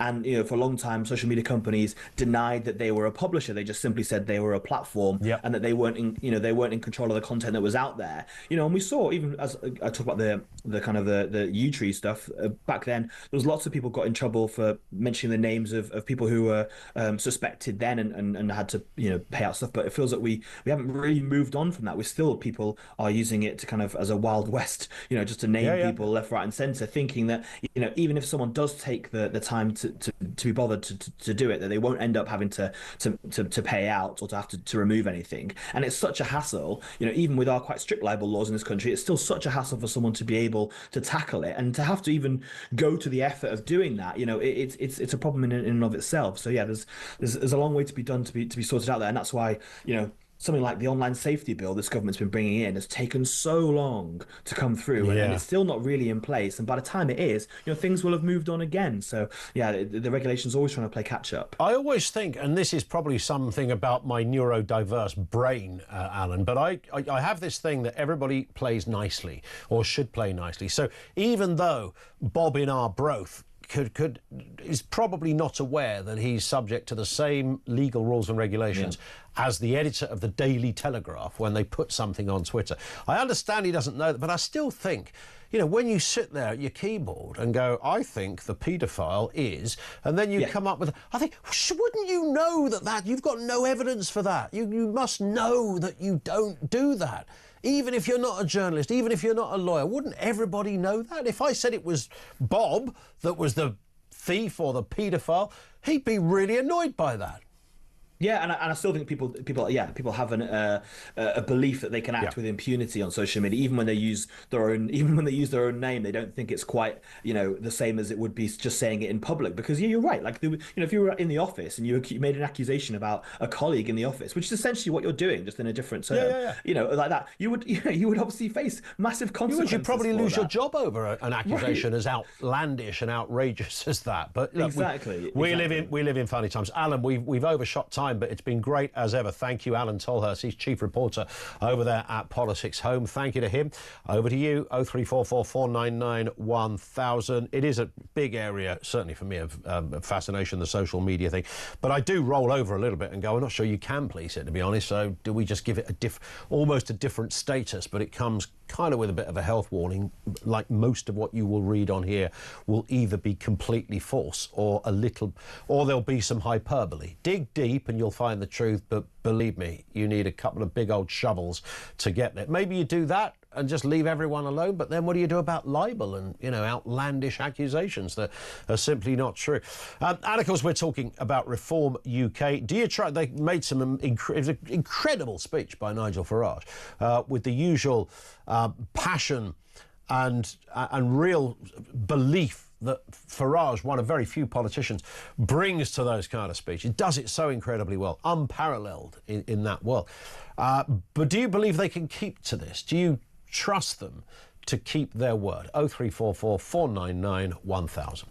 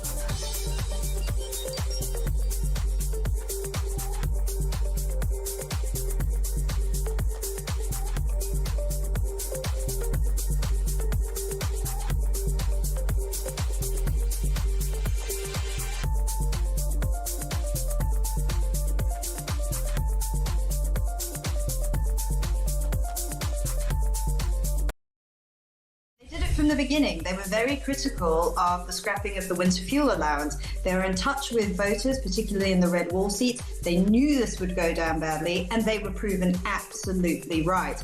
I think Labour have shown that they're no longer in touch with their heartlands and no longer in touch with their base.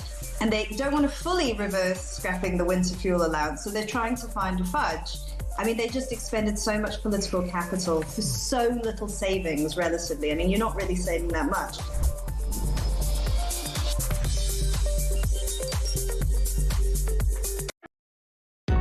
Across the UK, on DAB+, on your smart speaker, on your smart TV, and on your side. This is Talk. It is Talk. Dario's in Dartford. How you doing, Dario? Says, great show. Nigel speaks many languages, but I think momentum will decide his fate by next year's Welsh elections. If he does, if he does well, the Brexit, the fishing rights, EU army and all the topics will flare up until Christmas. That means the negative stuff that normally is done in year one will not be forgotten by years 2 or 3. Expect the 29 election to be postponed, said. But they couldn't postpone it beyond 2029, could they?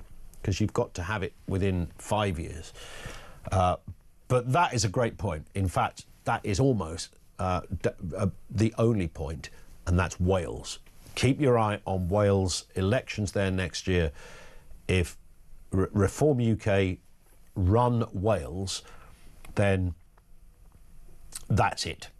The only difference, look at how often we attack Welsh Labour for mucking up the NHS in Wales.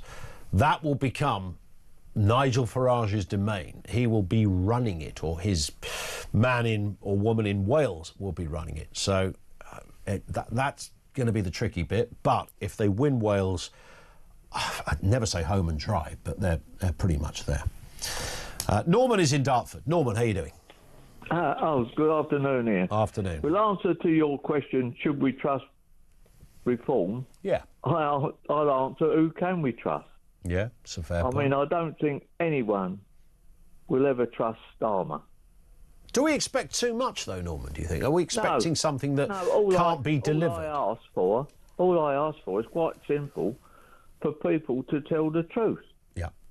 At best, he's deceptive, deceives his people. At worst, he's an out-and-out liar. Well, I mean, even he wanted to be generous and say he's just rubbish. I mean, the winter fuel, a Labour government, as Neil Kinnock once said when talking about the kind of militant tendency. A Labour government cancelling the winter fuel allowance. I mean, you could not write that into anything and it be believable. But that's what they did. Well, that's because they don't believe in anything.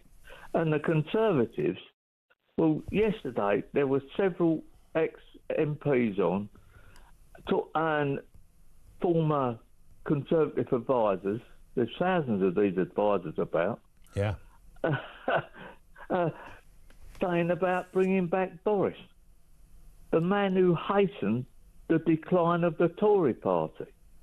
Well, that's where the rot set in. But this, I mean, again... No, the rot started with Cameron. Quite possibly. I mean, there's a good debate to have there in terms of what you might call pure... Cameron led down the middle like a Blairite government, right? I mean, I know there's lots of people that would disagree with that and go, oh, yeah, but what about all the stuff he did financially and all the areas where they cut off spending or benefits, etc., which was not, I mean, bad if you're those individuals, but it was never the picture of Armageddon that some people painted. But Boris was the man that had a majority and should have been the Prime Minister for the next 10 years, right? He was the last one for me. I mean, I voted for him, and I voted Tory, well, nearly all my life, really. Yeah. And with him, I thought, this is it. We're now going to get somewhere. And what did he? He didn't do anything. He had no intention of cutting down immigration. He once, all of a sudden, he's gone all eco and wanting everything net zero. He was the main person. He was absolutely. Come on here and want him back.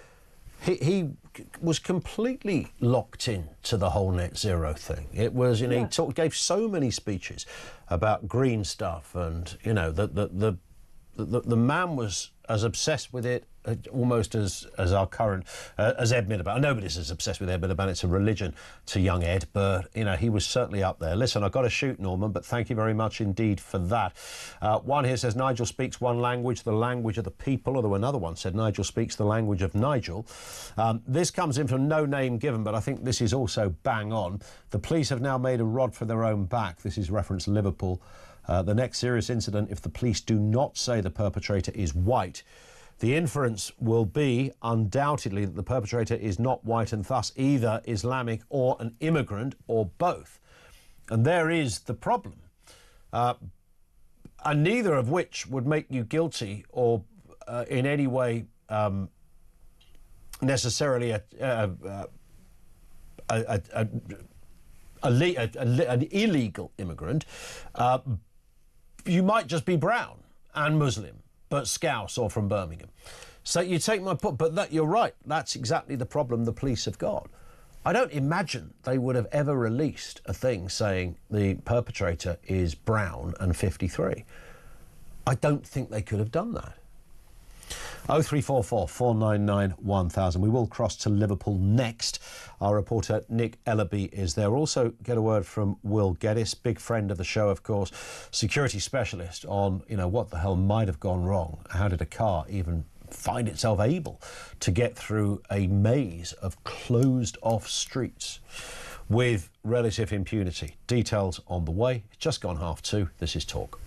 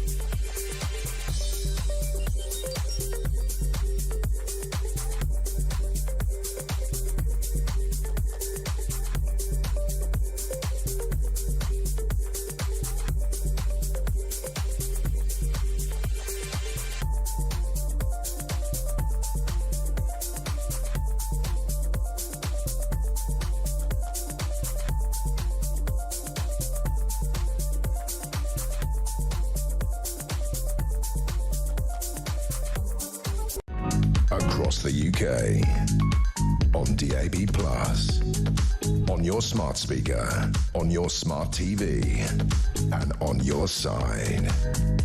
This is Talk. It is Talk, 0344 499 1000. This comes in from Stuart in Wigan. Go into any Labour working men's club in the north of England, you will find the majority are now Reform supporters. You still have the Labour diehards, occasionally the odd Tory, but those Tories are increasingly aware a vote for them is wasted. That's the tipping point that will wipe out the Conservatives. Yeah.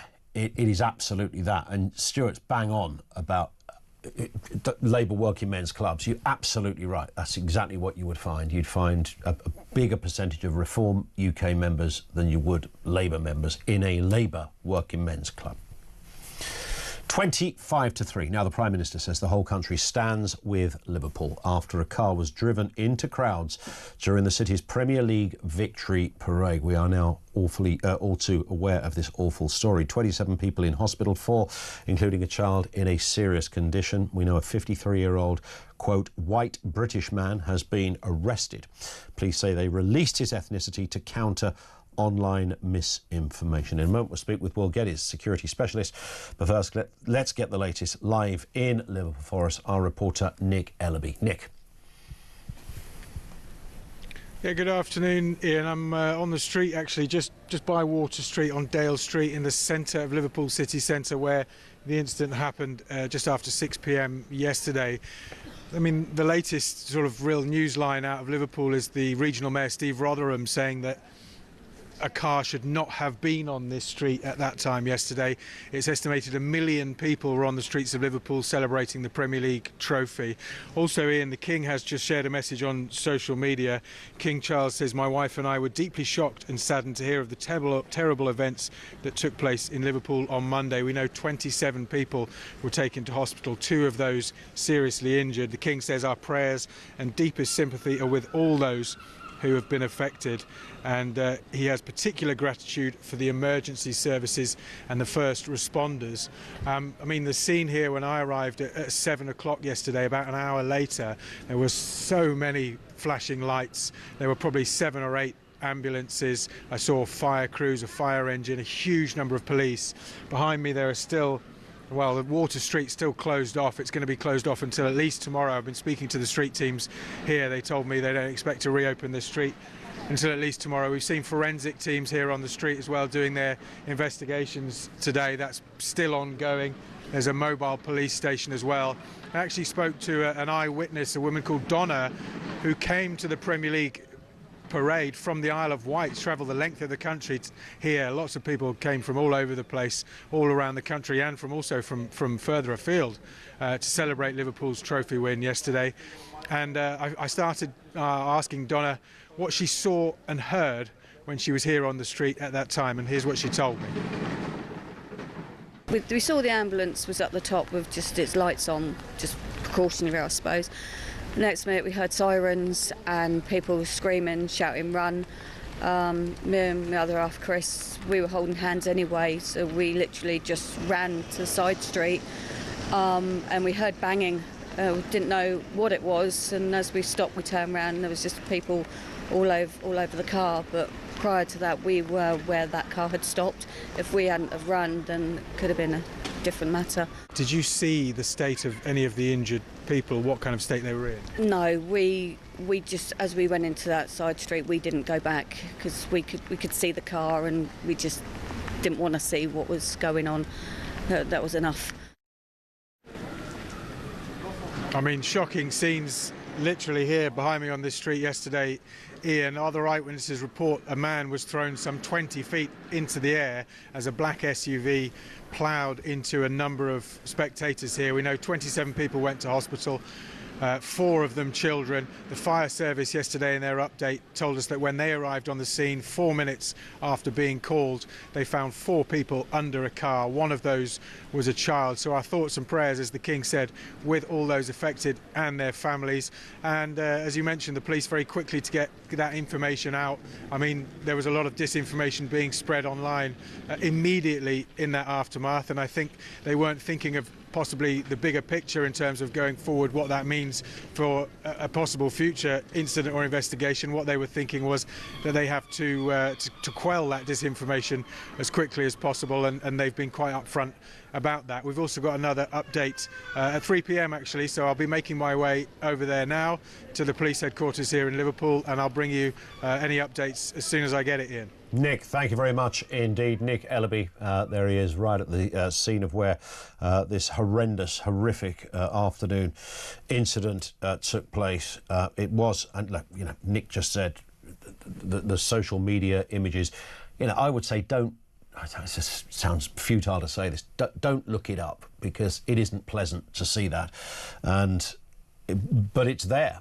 And it forms part of the kind of new landscape of how news develops these days. We're not going to undo that aspect, but we'll go back to Nick if we get any more detail from him. We were hoping to speak to the Mayor of Liverpool, Steve Rotherham, but unfortunately he's been called into a meeting. As you can imagine, he's probably back-to-back speaking with the Home Secretary, the Prime Minister, etc., on the further details of this. But any news, we'll bring it to you here. Let's get a word from Will Geddes, security specialist. Afternoon to you, Will. It does seem pretty sure now this was not a terror attack. That was ruled out pretty quickly. But it doesn't mean to say that this incident is without very similar concerns that you would apply to a terror attack. How does a car in a closed-off city with snipers all over the place, as you would have for an event where 1 million people are going to turn up, manage to take a car and drive it through the labyrinthine back streets and cause this amount of chaos?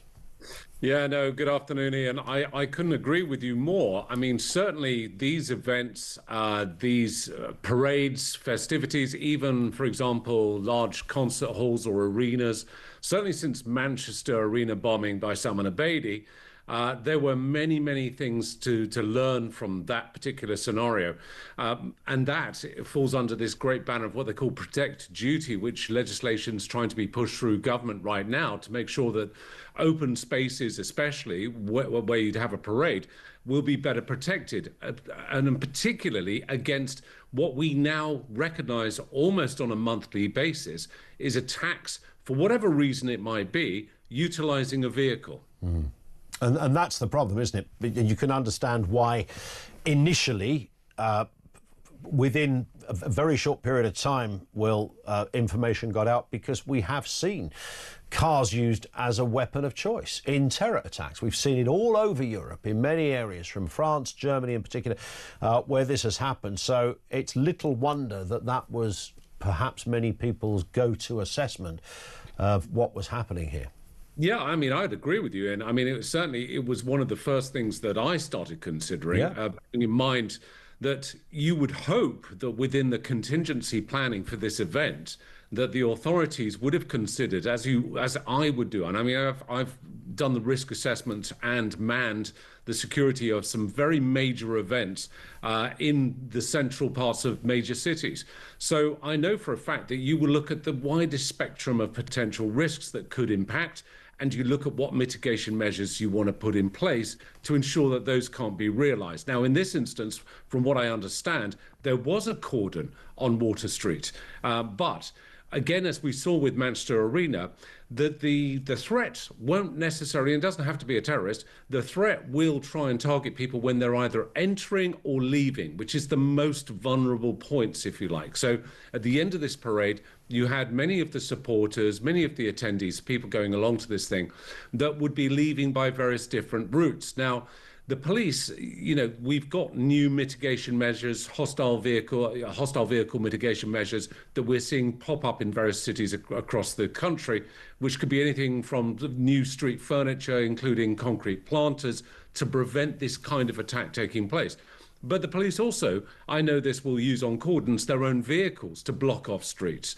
So how a vehicle was able to be driven into this street in the first instance, I would say, and this is my speculation, Ian, it's down to human error. Someone lifted it too quickly.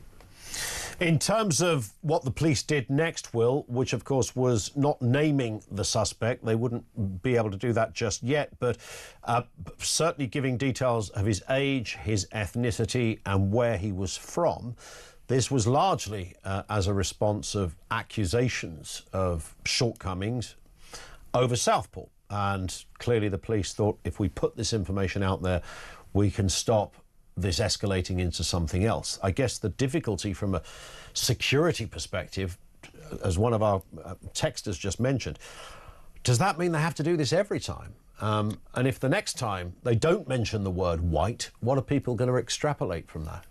Yeah, well, again, I think it's kind of redundant, Ian. I mean, there are white terrorists. They don't have to come from a particular ethnic background. You've got individuals that will follow an Islamic extremism agenda, for one example. You can have far-right extremists. They don't have to. It doesn't have to necessarily be the colour of their skin. So I think it's a kind of a slightly tone deaf. I know that it's probably in the wake of Southport, but they got that horrendously wrong. I think where my big question, Ian, comes in is that they've discounted it and said this is not a terrorist event, and that might very well be the case. However, the general public isn't stupid, and the public need a more transparent understanding of why it's been discounted. Now, if I knew some of the inside track, Ian, I could look at it and I could probably make a fairly clear assessment and be able to give members of the general public a very clear idea as to why I'm not counting this as terrorism.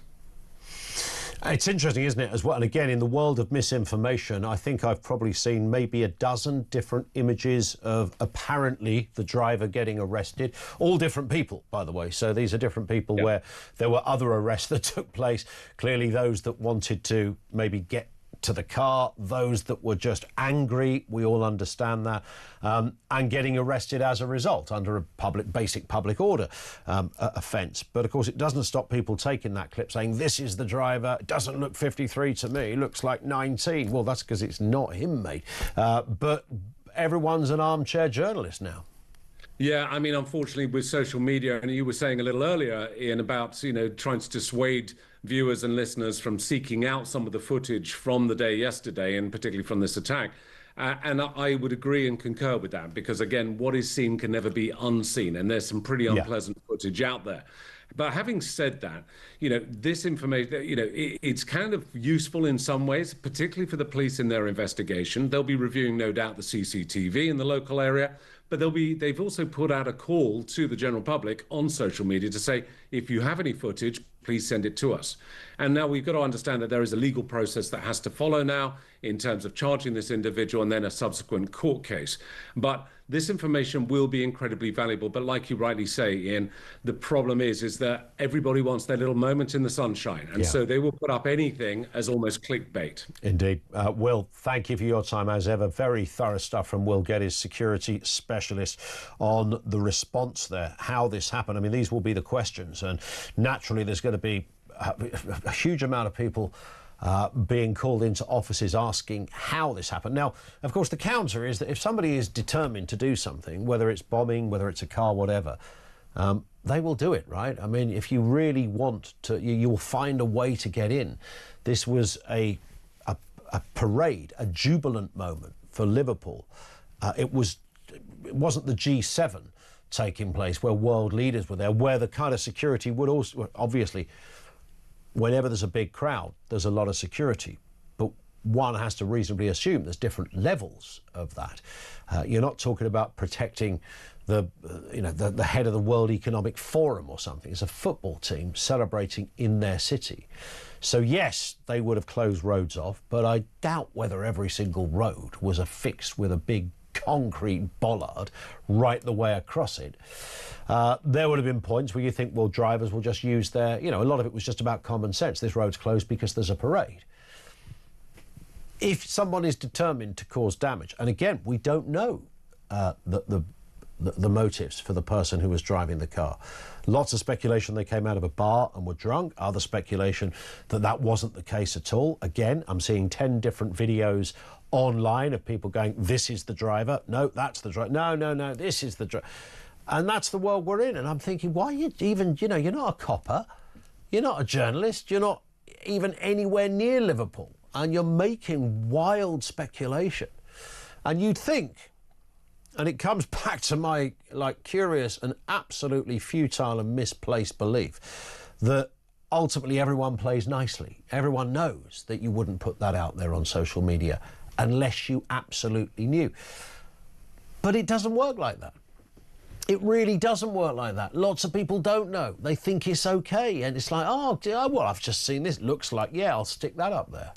I'll, probably editing down a clip to get it online. I'll be the first to... You're usually not the first, by the way, but you take the point. 0344 499 1000. 10 to 3. Back with you in just a second. This is Talk.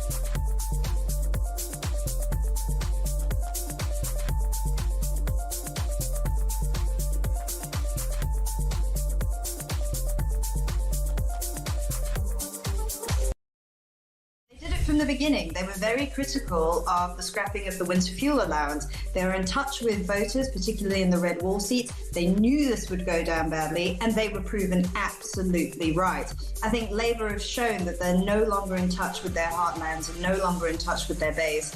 And they don't want to fully reverse scrapping the winter fuel allowance, so they're trying to find a fudge. I mean, they just expended so much political capital for so little savings, relatively. I mean, you're not really saving that much.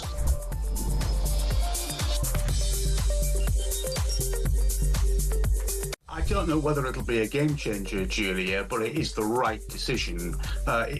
From time to time, we've done about 8 or 9 of these. We do opinion panel surveys amongst Popcorn supporters, and more than 85% of our supporters believe that the Conservatives should pledge to leave the ECHR and scrap the Human Rights Act. Yeah. And it's a pretty good barometer for Conservative grassroots opinion. So it certainly will be a popular move within the party.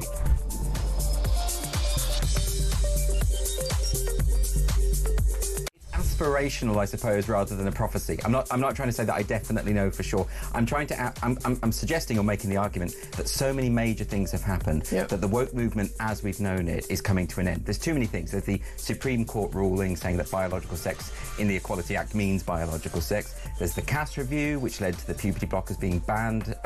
We've had DEI being stripped out of major corporations. Across the UK, on DAB+, on your smart speaker, on your smart TV, and on your side.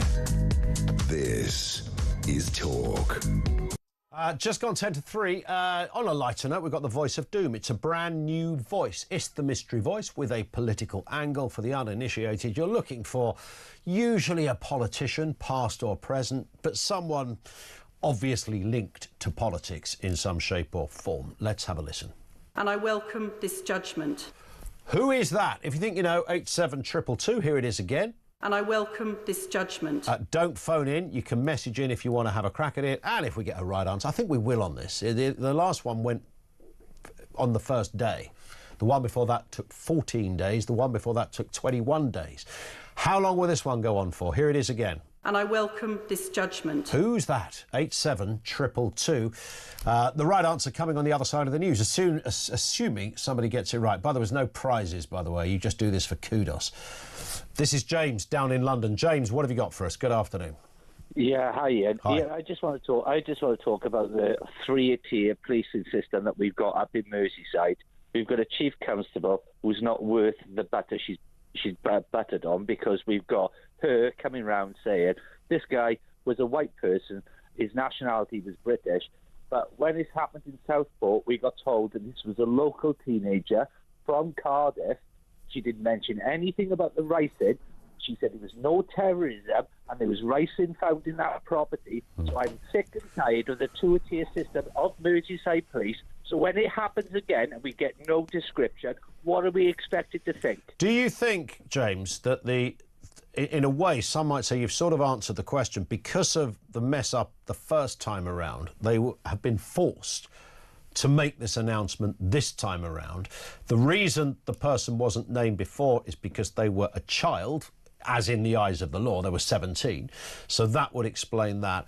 Ricin was found possibly not even at that point, and the man wasn't initially charged with anything terror. The attack in Southport wasn't terror related, but there was terror related charges that were later brought, but that was some weeks later. But on the same day, they did find ricin at that property, and they did confiscate computer technology from that property. They did, but I don't know whether they had it. Just to draw your mind back, yeah. When 3 people were killed in a park in Reading, we got told it was a 24-year local man from Reading. When we found out, he wasn't.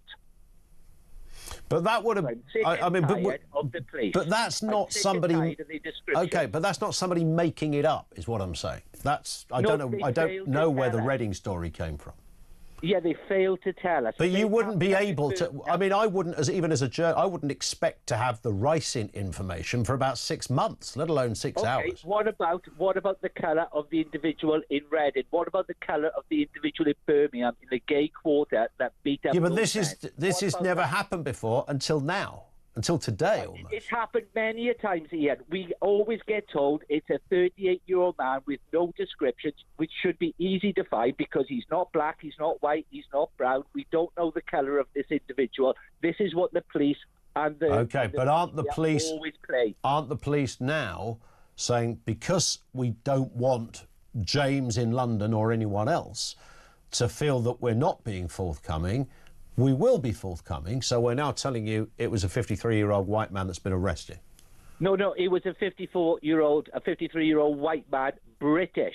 Now, Yes. What we are not going to be getting any more from the police. So when this happens again, because it will, it's Britain, we will no longer get descriptions unless they are white, just like the Well, that's, as somebody said earlier, have they... Just like the guy that plowed down those people in the Frimley Mosque, his nationality and his colour was popped out straight away. I don't think it was, to be honest. I don't think it was. If you're going to be honest, give us an honest description. No, that's fine, but I don't think... I mean, I hear what you're saying, but I think it's easy to imagine that every single case we've had, we've always been told it's a white person, and we're not. In fact, it's really unusual to ever hear that. But listen, we'll watch with interest. James, thank you very much indeed for that. This from Dan in Kent says, Labour haven't got a massive majority. They have a massive amount of seats with 20% of the vote. Less than Corbyn, of course, don't forget. It's important to get the language right. No, they have a massive majority. They literally do. It's 170 or something? It's massive. But you're right, Dan.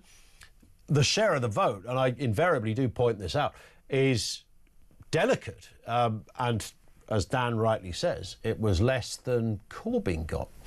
But because of the skewed way and how people voted, they nicked it just in some areas. Some of those Labour MPs only getting just a fraction over the line to find themselves in office. Wes Streeting's own seat has always been a little bit precarious. In Runcorn, in fact, the Reform seat is only, by 6 votes at the moment. But a majority is a majority. You have to go, OK, they can... The fact is, the reason it's significant is because it means they can get policy through. So whatever we think about the mechanics behind it, and, it could suggest that come another election, all of those seats will fall like a house of cards. In the meantime, the government of the day can pass legislation pretty easily because of the amount of bums they've got on Labour seats. 0344 499 1000. We'll have more calls from you on this and the other issues as well that are out there. We've got the voice of doom. Have we got a winner? Find out in a couple of moments. This is The Voice. And I welcome this judgment. Who is that? If you think you know, 87222. We'll hopefully give the answer in a few moments' time. Lines are open. Lots to get through in the next section. Right now, however, the time is 3 o'clock on Talk. Let's get the news headlines.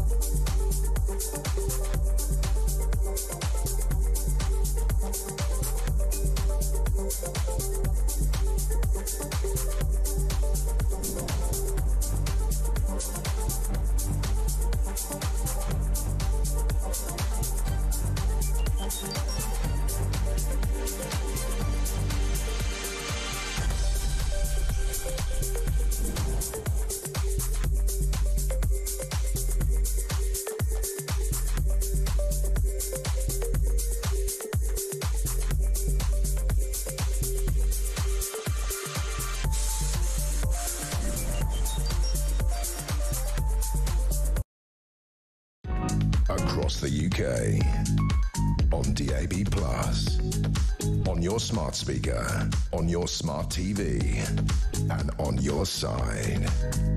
This is Talk.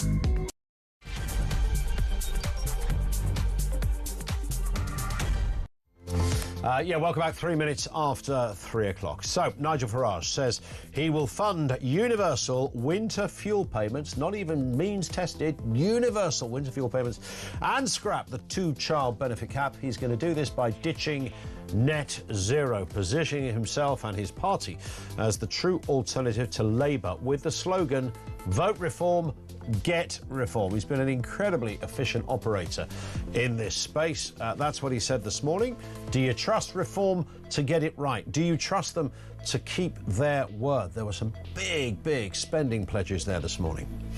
Also this afternoon, half of white men say they self-censor at work, and nearly a quarter feel they face discrimination because of their race and gender, according to new research.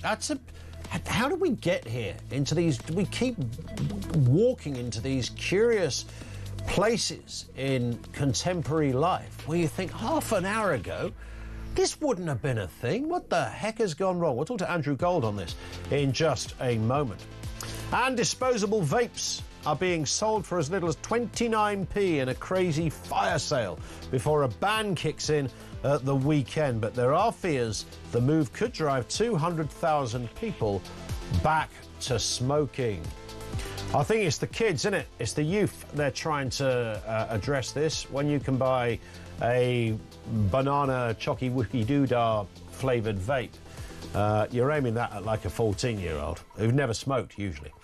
We'll have details on that. Everything you need to know, all the breaking news right here on Talk. 0344 499 1000. We are going to cross back at some point this afternoon. In this hour, we understand Merseyside Police will be giving us a press conference. It's possible the Mayor of Liverpool will be there as well, but whoever is on the panel for that conference, we will bring you the details, the full details, as it happens right here on Talk. The voice of doom. Sorry, we've got the voice of doom. We nearly forgot the voice of doom. This was the voice you were charged with identifying. And I welcome this judgment. You see, I just thought this is too easy, but who knows? These are some of the wrong guesses. Shabama Mahmood, the Justice Secretary, no. Yvette Cooper, it is no. It did sound a little bit Coopery. Margaret Beckett, no. Liz Truss, no. Penny Mordaunt, it is not. Nor is it Betty Boothroyd or Caroline Noakes. In fact, we have got a right answer. Glenn in Leeds was the first out of the traps with the correct answer. Jackie Smith was the answer. Former Home Secretary, of course. Under Gordon Brown, who, as I remember, was only in the job for about 3 hours when there was that... was it on Glasgow Airport? The fella drove a car into the... something like that. Jackie Smith was the answer. That means we've got a brand new one tomorrow. Now, let's move to this. Nearly half of white men say they hold back from speaking freely at work for fear of causing offence. This is according to a new poll researched by JL Partners, found that 41% are worried about losing their job if they say the wrong thing, and a third feel that white men are the very least appreciated in the workplace. Around 23% believe they face discrimination due to their race and their gender. What's that all about? Let's speak with Andrew Gold, who we've spoken to many times. Andrew is the host of the brilliant Heretics Channel podcast on YouTube. The growing list of guests impress me more by the day, Andrew. So the momentum continues. How long have you been doing this now? It's well over a year, isn't it? Well, this channel, Heretics, a year and a bit. Yeah. But I've been on YouTube now 4 or 5 years. I'm a YouTuber. I never thought I'd be that, but that's what I am. It's kind of funny, isn't it, that when you realise you are a YouTuber? It's like next you'll be an influencer, Andrew. Although it just involves going to Ibiza a lot, doesn't it, and shopping in Bond Street, as far as I can see. Nonetheless, I mean, it's interesting. We wanted to speak to a white man, and obviously I'm a white man, and I know that Ofcom will be very, very upset to see two white men of a not dissimilar age on the screen at the same time. I mean, this is all shades of wrong, no pun intended. But it does appear that white blokes are kind of feeling the pinch of this curious upside-down world we're now living in. Did you say not dissimilar age? I'm only 36. What are you? All right, 37. What's wrong with you? I am joking. Yeah. Well, okay. When you fill out one of those, I am older than you, obviously, by a lot. But you take my point. Okay, we're two. Of course, blokes. I do. We're two blokes. We're two blokes that aren't teenagers anymore. I'm being cheeky. Look, yeah, I mean, that white men say that about themselves is not in itself evidence, of course. There was that amazing test they did. Do you know that one where they put scars on people and got them to go into meetings, and everybody reported that they were prejudiced against because of the scars, and only They've done it with eye scars colour as well, haven't they? I think. Yeah, and they only realised afterwards the scars weren't really on them, but everybody said they were prejudiced against anyway. The point being, a lot of this DEI came about because so many people of different minorities said and felt that they had been prejudiced against. But that's very human. Humans always think that, the reason I didn't get that job. I mean, everybody listening and watching will know somebody at the office who is just not very good, who thinks that they didn't get the opportunity because somebody didn't like them or whatever it is, and actually they're just not very good. What we do know is we have things like the Diamond Diversity Report, which I used to look at when I wasn't allowed to speak or wasn't allowed to be on the BBC, which will show you that minorities are overrepresented, at least on TV, by about 2.5 times. So we have the stats to show if you are a white man, you actually are being prejudiced against. How did we... I mean, you've got your own very raw experience of this happening where, you as a journalist and a broadcaster coming up with, stop me if I've got this wrong, but I think it's about right, coming up with great ideas for shows, having presented many yourself previously, and then being told, Andrew, we love the idea. It's an absolute beauty. Do we all agree it's another great idea from Andrew? And then, but you won't be able to present it because, we really need somebody who's not white and maybe, is female would be desirable. Yeah, I mean, the jokes that were made in the production offices around the BBC and the producers that the BBC put me in touch with were, we can break your legs for you, are you sure you're not gay, fancy a kiss, those kinds of things. They were jokes and, I found them funny, to be fair. I've got a sense of humour. But this is not even a secret back then. Now, this was 2018. Now, I would say that was the peak of this. Yeah. Now, I don't know if it's necessarily quite the same. It's now just an accepted fact, whereas back in 2018 it was a real push for this. You don't want to know. I was told by somebody very high up at one of the main channels, very, very high up, that is, unfortunately we can't have someone who looks like Louis Theroux. That can't be and I just thought, well, if you like my ideas, and they said to me, look, we want the ideas, because I had gone and learned different languages to go and find all sorts of different TV documentaries around the world that would have been fascinating. And they said, look, we'll take the ideas, but we need somebody who is a minority to be on the screen. And I just felt that was disgraceful. But what can you do? How did we kind of get there, really? I mean, I've always thought most things sort of happen organically anyway. So as populations change, then naturally people come through. And then, and also I found myself doing, if I did a TV show, even if it was like the Daily Politics or something, I'd get one of those emails from the Diamond people asking, and I remember the first time thinking, I'm not filling this out, for God's sake, why would you want me to do that? And then I get a reminder, you haven't filled it out yet. Good, I'm not going to fill it out. And then I thought, oh God, maybe I should fill it out, because if I don't, am I skewing something by not putting my ethnicity on this? Should I? Or will they think, I'm one too many white, straight, middle-aged men? Well, that's an interesting point. I mean, you introduced me as we are two white men. Some would say I'm not a white man, that I'm a Jew, right? And some on the far right would say that, and some on the far left would say that. And it's a complicated thing. I only wanted to ever be seen as a white man. I don't care about the rest of that. But I did once mention, I'm a Jew. Does that count? Can that get me onto one of those lists? Because eventually, and I felt sick. I felt disgusted with myself that I was pushing to get a TV show away because of some sort of minority, whatever. Anyway, I was laughed out of the building, of course. Jews, that doesn't count, as David Baddiel's book I was about to say. Yeah.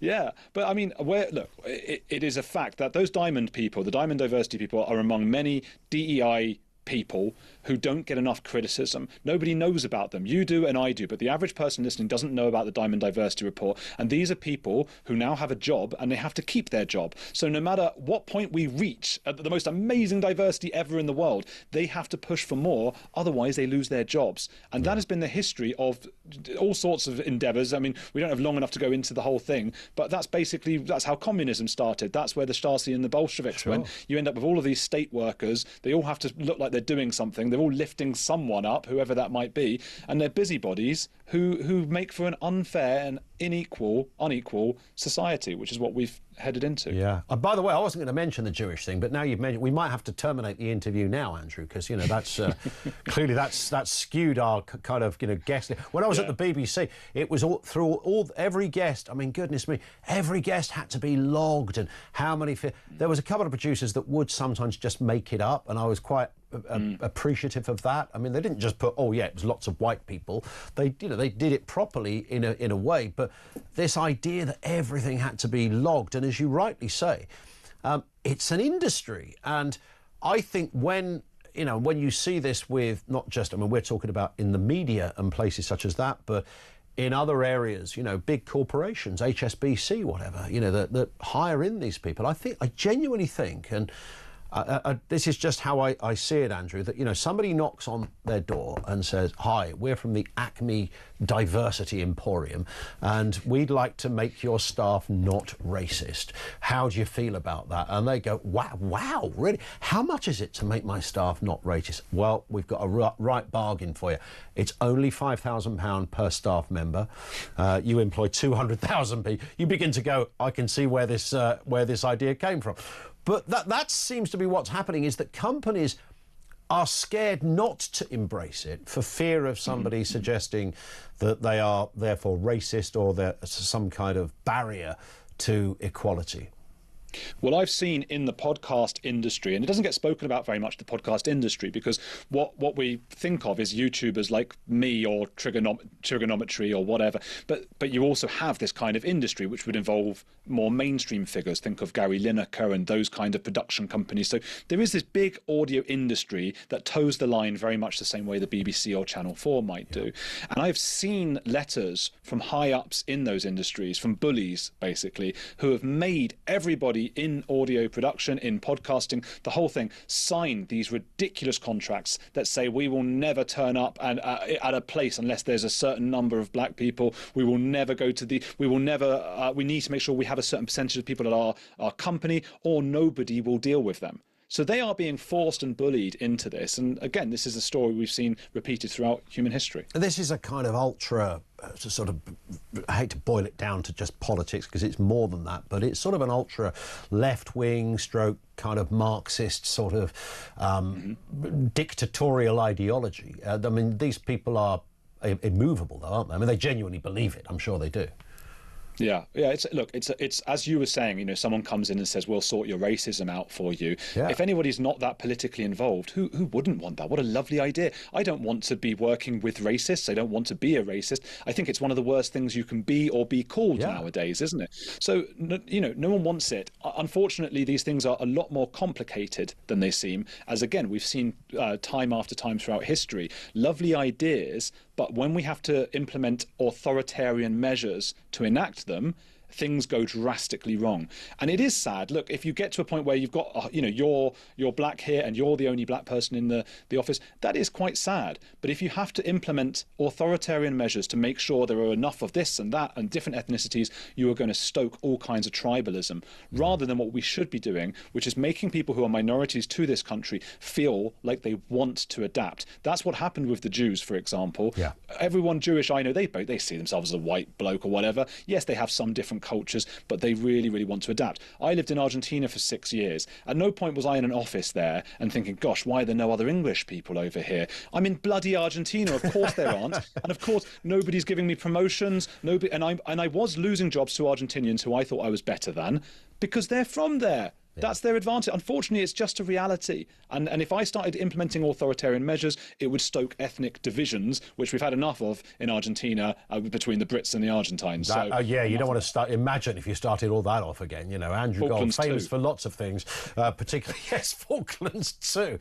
I do remember seeing one of those, I saw it on YouTube some years ago, but one of these diversity sort of inclusion kind of lectures, and again, it was, I don't know whether it was a company or whether it was just an invited audience where, a fella put his hand up and said, well, I'm not racist, so why am I here? And she said, and this is the best thing, isn't it? Well, the fact that you say that's your white supremacy coming out. You're only able to say that because you are racist. I thought, hang on a second, this is beyond Orwell or Huxley. This is in a whole different sphere of playing with your mind. Yeah, these people haven't studied human history, and as you say, Huxley or Orwell, they don't seem to have ever read a book. I mean, all of these ideas, they've got little snippets in them that make sense. I mean, unconscious bias, as Harry and Meghan were going on about, of course that exists, right? There's beauty bias. You might favour somebody who looks like someone else you know who you like, right? That happens all the time. So again, these are just realities in life that you just have to deal with. And they would say, oh, that's all well and good for you because you're a white man in this country. Well, you know, if you have to start implementing authoritarian measures to make sure that there are no biases, there's nothing ever, you know, it's like an obsessive compulsive kind of obsession here, and an obsessive compulsive obsession. Yes, indeed. It is that, absolutely. Just before you go, Andrew, who's coming up on your show over the coming weeks? You've had a really impressive catalogue and cross-section as well of guests. It's a program. I never know whether to call things on YouTube a program or a podcast. What's the intel on the terminology here? I like that. I don't think anybody's actually come to a decision on that. I like the idea of calling it a program or actually a show. When I started Heretics, it was we do 2 episodes a week, and it's Monday and Thursday night, and you go, I want this to feel like a show that nobody can miss. And so I've done everything with the production value, the guests, the questions to make it feel unmissable. And last night we had one of my favourite guests ever, which was Konstantin Kisin. That was out last night, and I've wanted to get him on for a long time, and it felt like a real sort of pinnacle kind of moment. We had a 2-hour chat about all of these kinds of things. So I hope people will go and check that episode out. Indeed. Heretics channel. It's Andrew Gold, the YouTuber, journalist and presenter. Andrew, thank you very much indeed for your time. Really appreciate that. Always a great man to get on the programme and have a chat to. Speaking essentially common sense. Do you ever feel that as a white bloke, that you're somehow scared in any way to say anything, or do you feel that you're in just by dint of your whiteness and your maleness, that you feel you're in a constantly perilous position because of your race and your gender? That's what this research found. 41% worried about losing their jobs if they say the wrong thing. I mean, you know, these are immutable characteristics, right? I mean, I don't know what you do about it. You know, I can't pretend I'm a bloke and I'm white. And I sometimes look at my skin and think, I wonder, you know, didn't Gary Lineker once say he'd been the victim of racism because he's quite olive-skinned? My little boy is oddly a bit olive-skinned, and I don't know what the reason for that. It would be curious if anyone thought that he was not white, though. I mean, it's just like there's lots of sort of shades of white as you go through the spectrum. I mean, there's 4 white people in this studio right now, and 1, 2, 3, 4, I can't even count. There's only 5 of us in this, and 1 girlie. Yay! So we're really diverse at this end. But then in the next hour that will change again, and there'll be 2 females and some blokes, and then sometimes we do a show and it's all female. It just depends. I don't feel as a white bloke that I'm in this position of thinking I face discrimination, but I think some of the people that respond to this survey probably feel like they're walking on eggshells, wondering, bearing in mind the kind of terrible stories that we read every day of people who are hauled into HR meetings based on something that usually didn't happen, and what did happen has been blown into a stratosphere of sort of fake news and a complete misdiagnosis of a conversation that took place.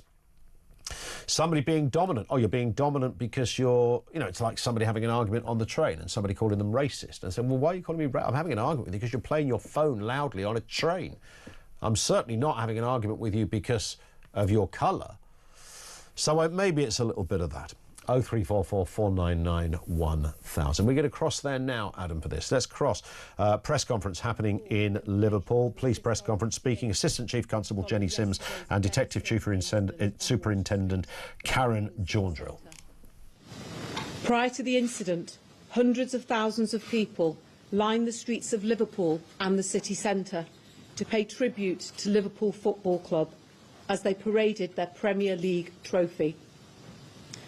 The atmosphere was electric, but sadly, just after 6 p.m, the joy of the day dissipated quickly, after more than 50 people were injured when a car collided with people gathered on Water Street.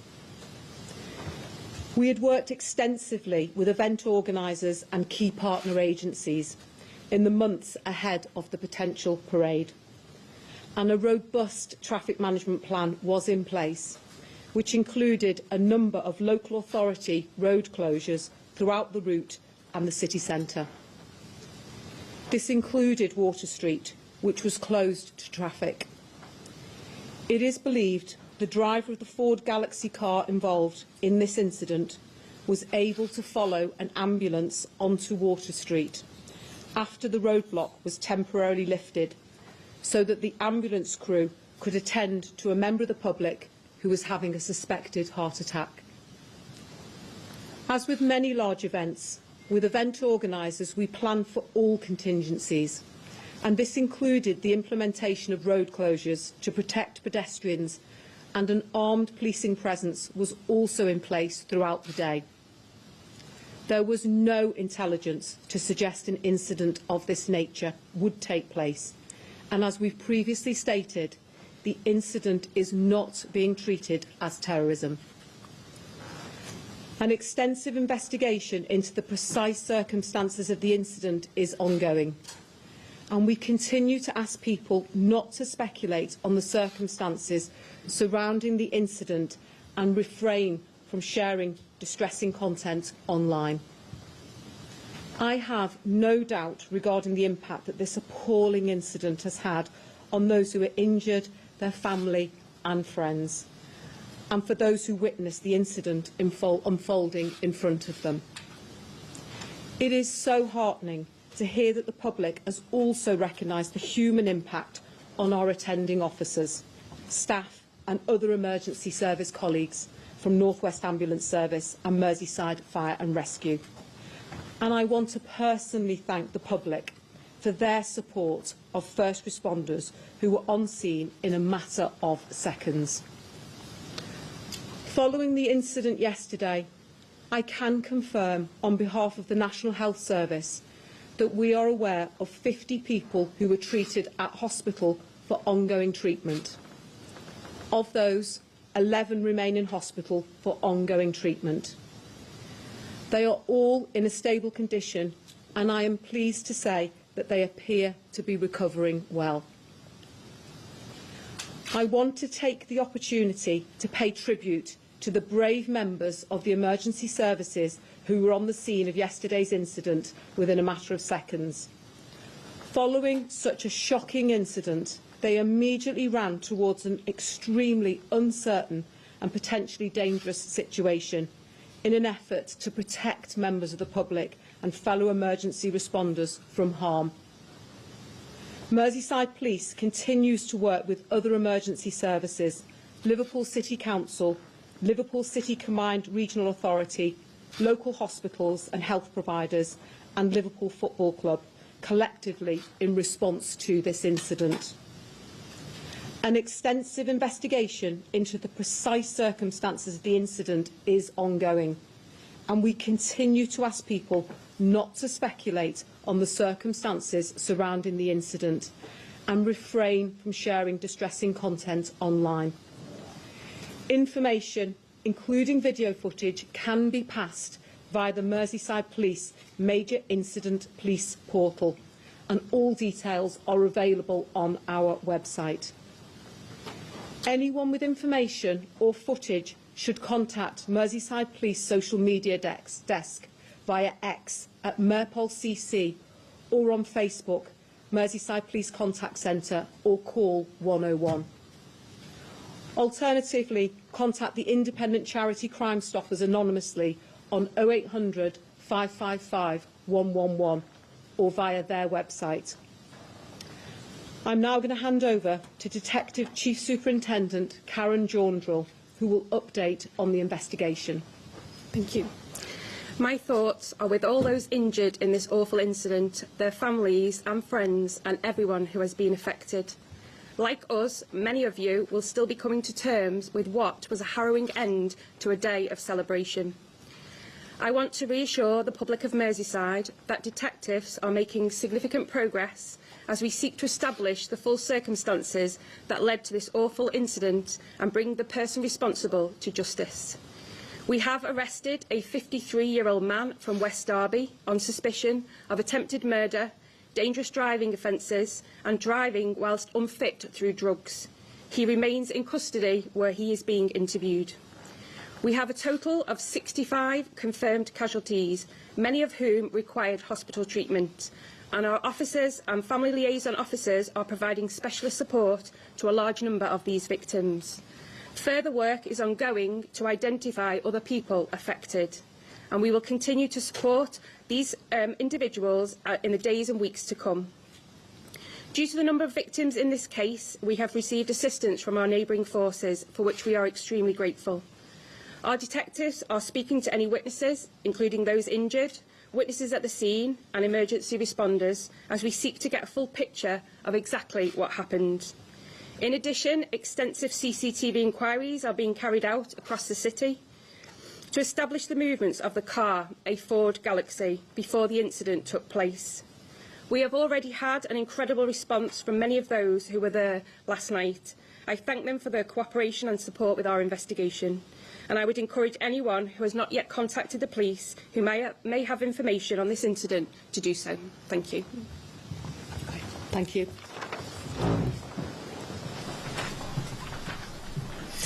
And no questions are being put to those two speakers. You heard their first Assistant Chief Constable Jenny Sims and Detective Chief Superintendent Karen Jaundrill. And there it is. Police say that the driver, they believe, followed an ambulance to get onto the scene of the incident. So a barrier would have been removed to allow an ambulance to go through, and it followed that. This is what we've just heard. No intelligence that the incident was going to take place was there. It's not believed, many times they've said this now, to be terror related.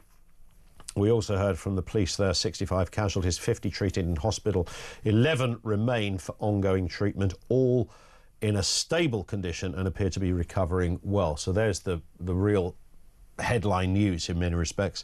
The investigation, of course, is going on, and as you heard there towards the end, 53-year-old man from West Derby was arrested on suspicion of attempted murder, dangerous driving offences and driving whilst unfit through drugs. That person remains in custody.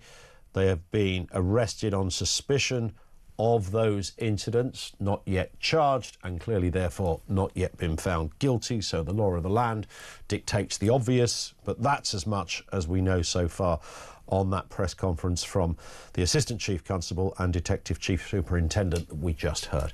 Any more developments, of course, and I would imagine this time tomorrow there will be more information, and somebody will either be charged or released in that 24-hour period. 0344 499 1000. We'll have more from you, more comment on the way. Lots to talk about here. The online world, misinformation, what happens, where you get your news from, etc. The issue of being a white bloke, is that impeding to you? According to one survey by JL Partners, 41% are worried about losing their jobs if they say the wrong thing. These are white blokes. What's happened to white men? Come on, you've got to somehow grow a pair. But that's apparently one of the problems. And of course, the question we began with, do you trust Reform UK to keep their word? They made a whole raft of promises, really ambitious stuff. A lot of it, many would say, just common sense. They say they can finance this through things like getting rid of net zero, various DEI projects, and goodness knows what else. Your thoughts on that as well. Lines are open. This is Talk.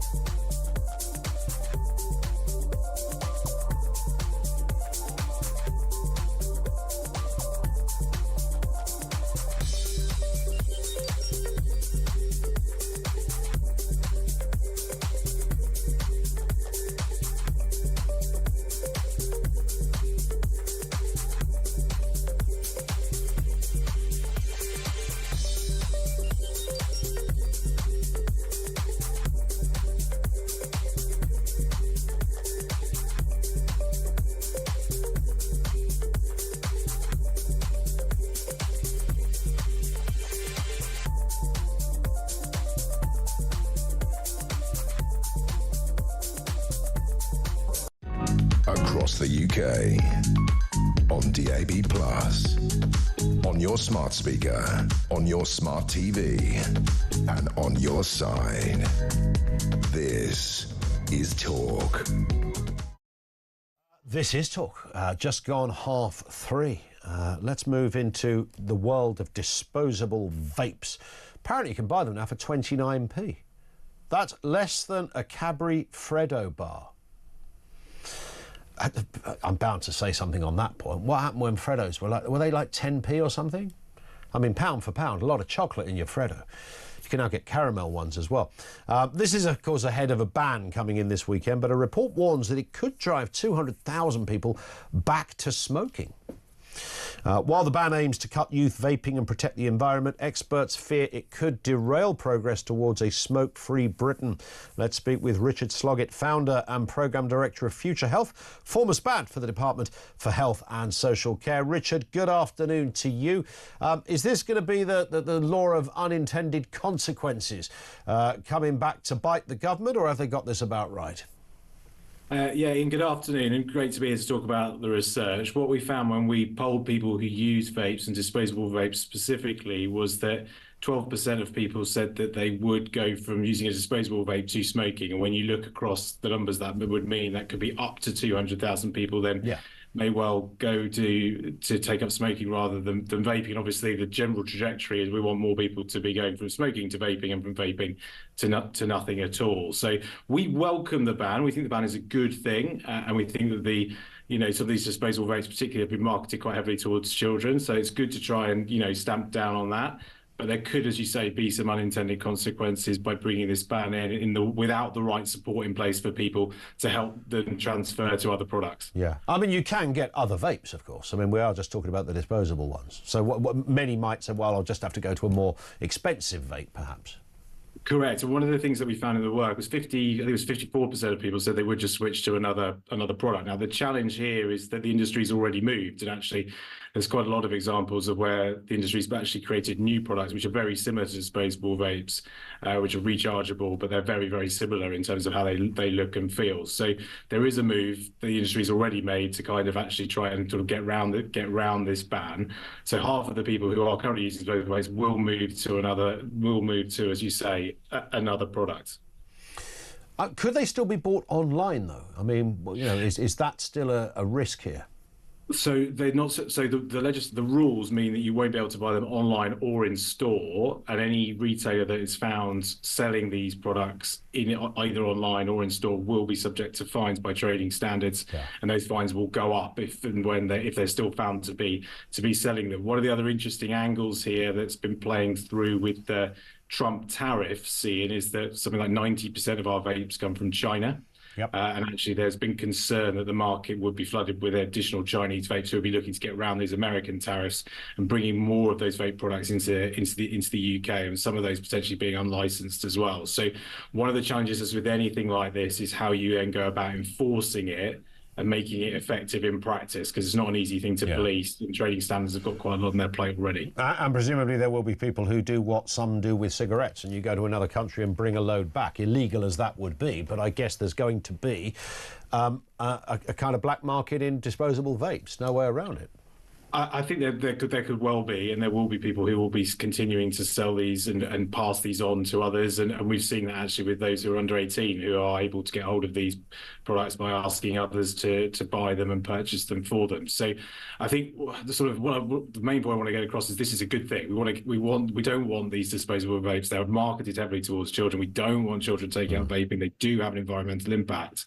But actually, for some people who are using them as a way not to smoke, there is a potential implication here, which I'm not necessarily sure has been completely thought through. Yeah, and without being too frivolous, one of the big headlines I took away from this is that a Cadbury Freddo bar is nearly 29p. I mean, what happened there? Goodness me, Richard. This is an injustice as well. This needs a whole other set of regulations. Well, I think your Freddo bar example is a very good example of where the cost of living has gone out of control. So I do totally agree with you there. 10p was what I always remembered as a Freddo bar. I always remember a Mars bar for about 25p. But maybe I'm showing it's pretty standard chocolate bar price, right? But I think I'm showing my age there. But the thing is, with your Freddo, pound for pound, it was a lot of chocolate, wasn't it? It was the chocolate that just kept on giving, considering it was just a little template frog.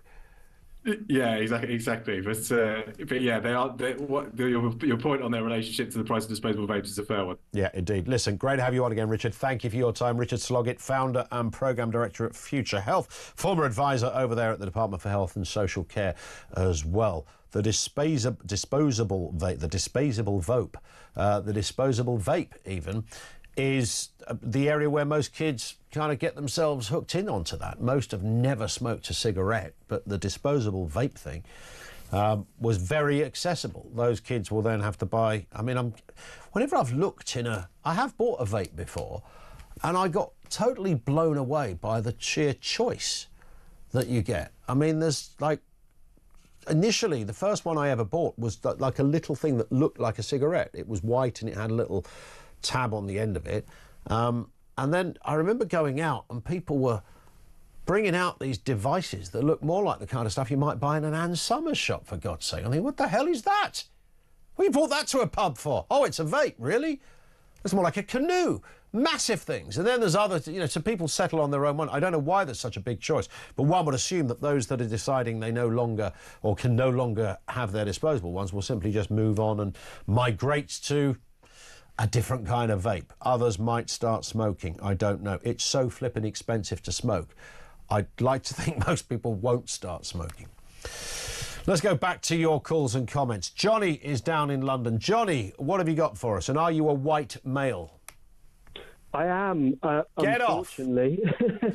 Well, exactly. I mean, I work for a marketing agency, and actually I went on a training course about this very thing not long ago.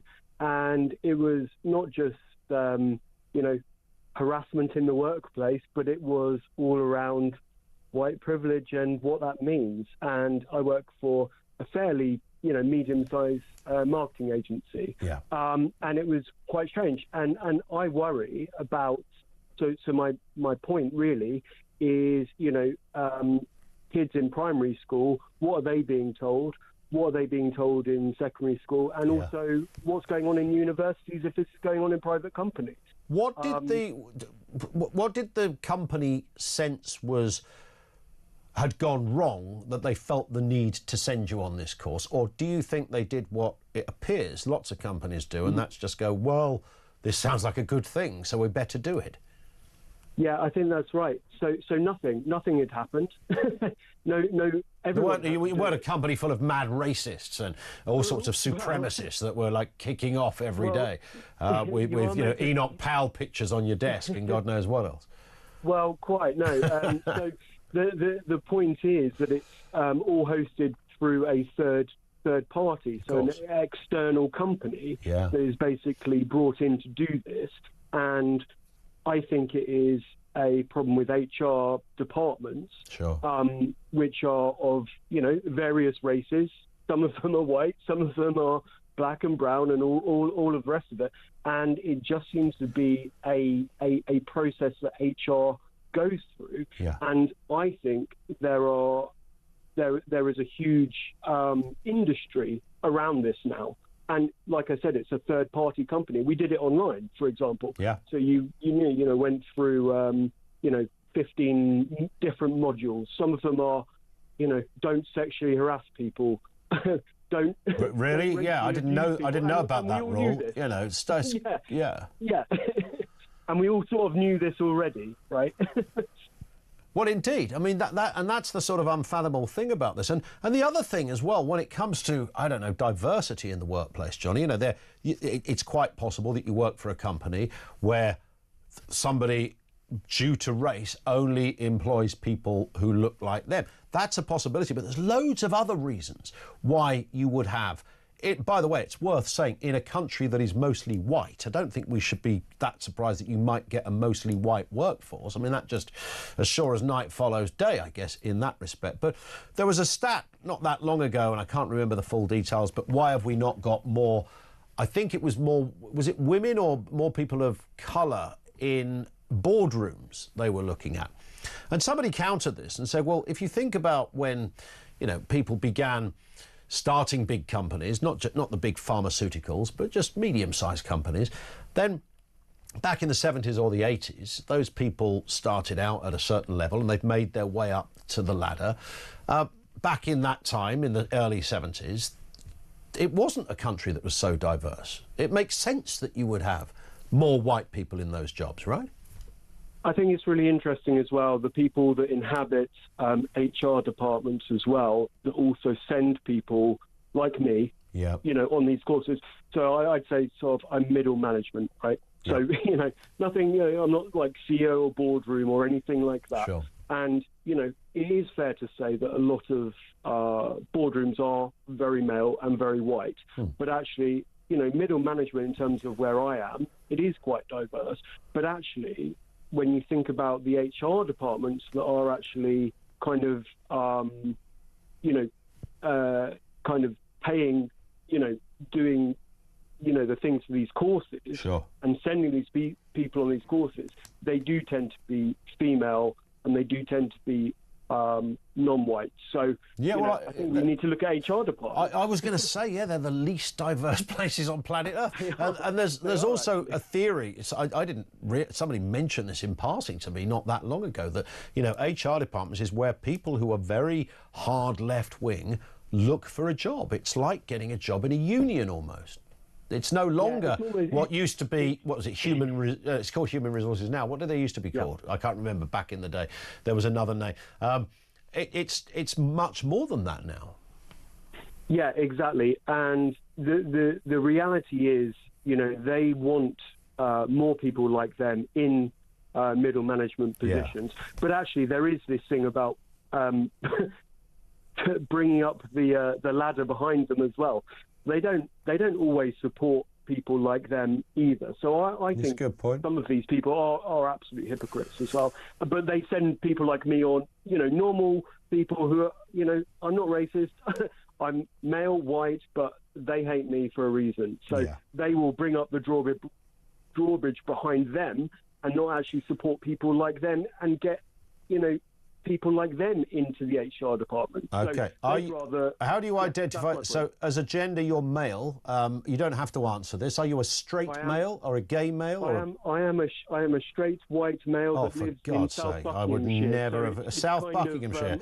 People like you, Johnny, absolutely make me sick. Honestly, it's like that straight male in South Buckinghamshire. Do you know how great this country could be without people like you sitting there in the gene pool with your straightness and your whiteness?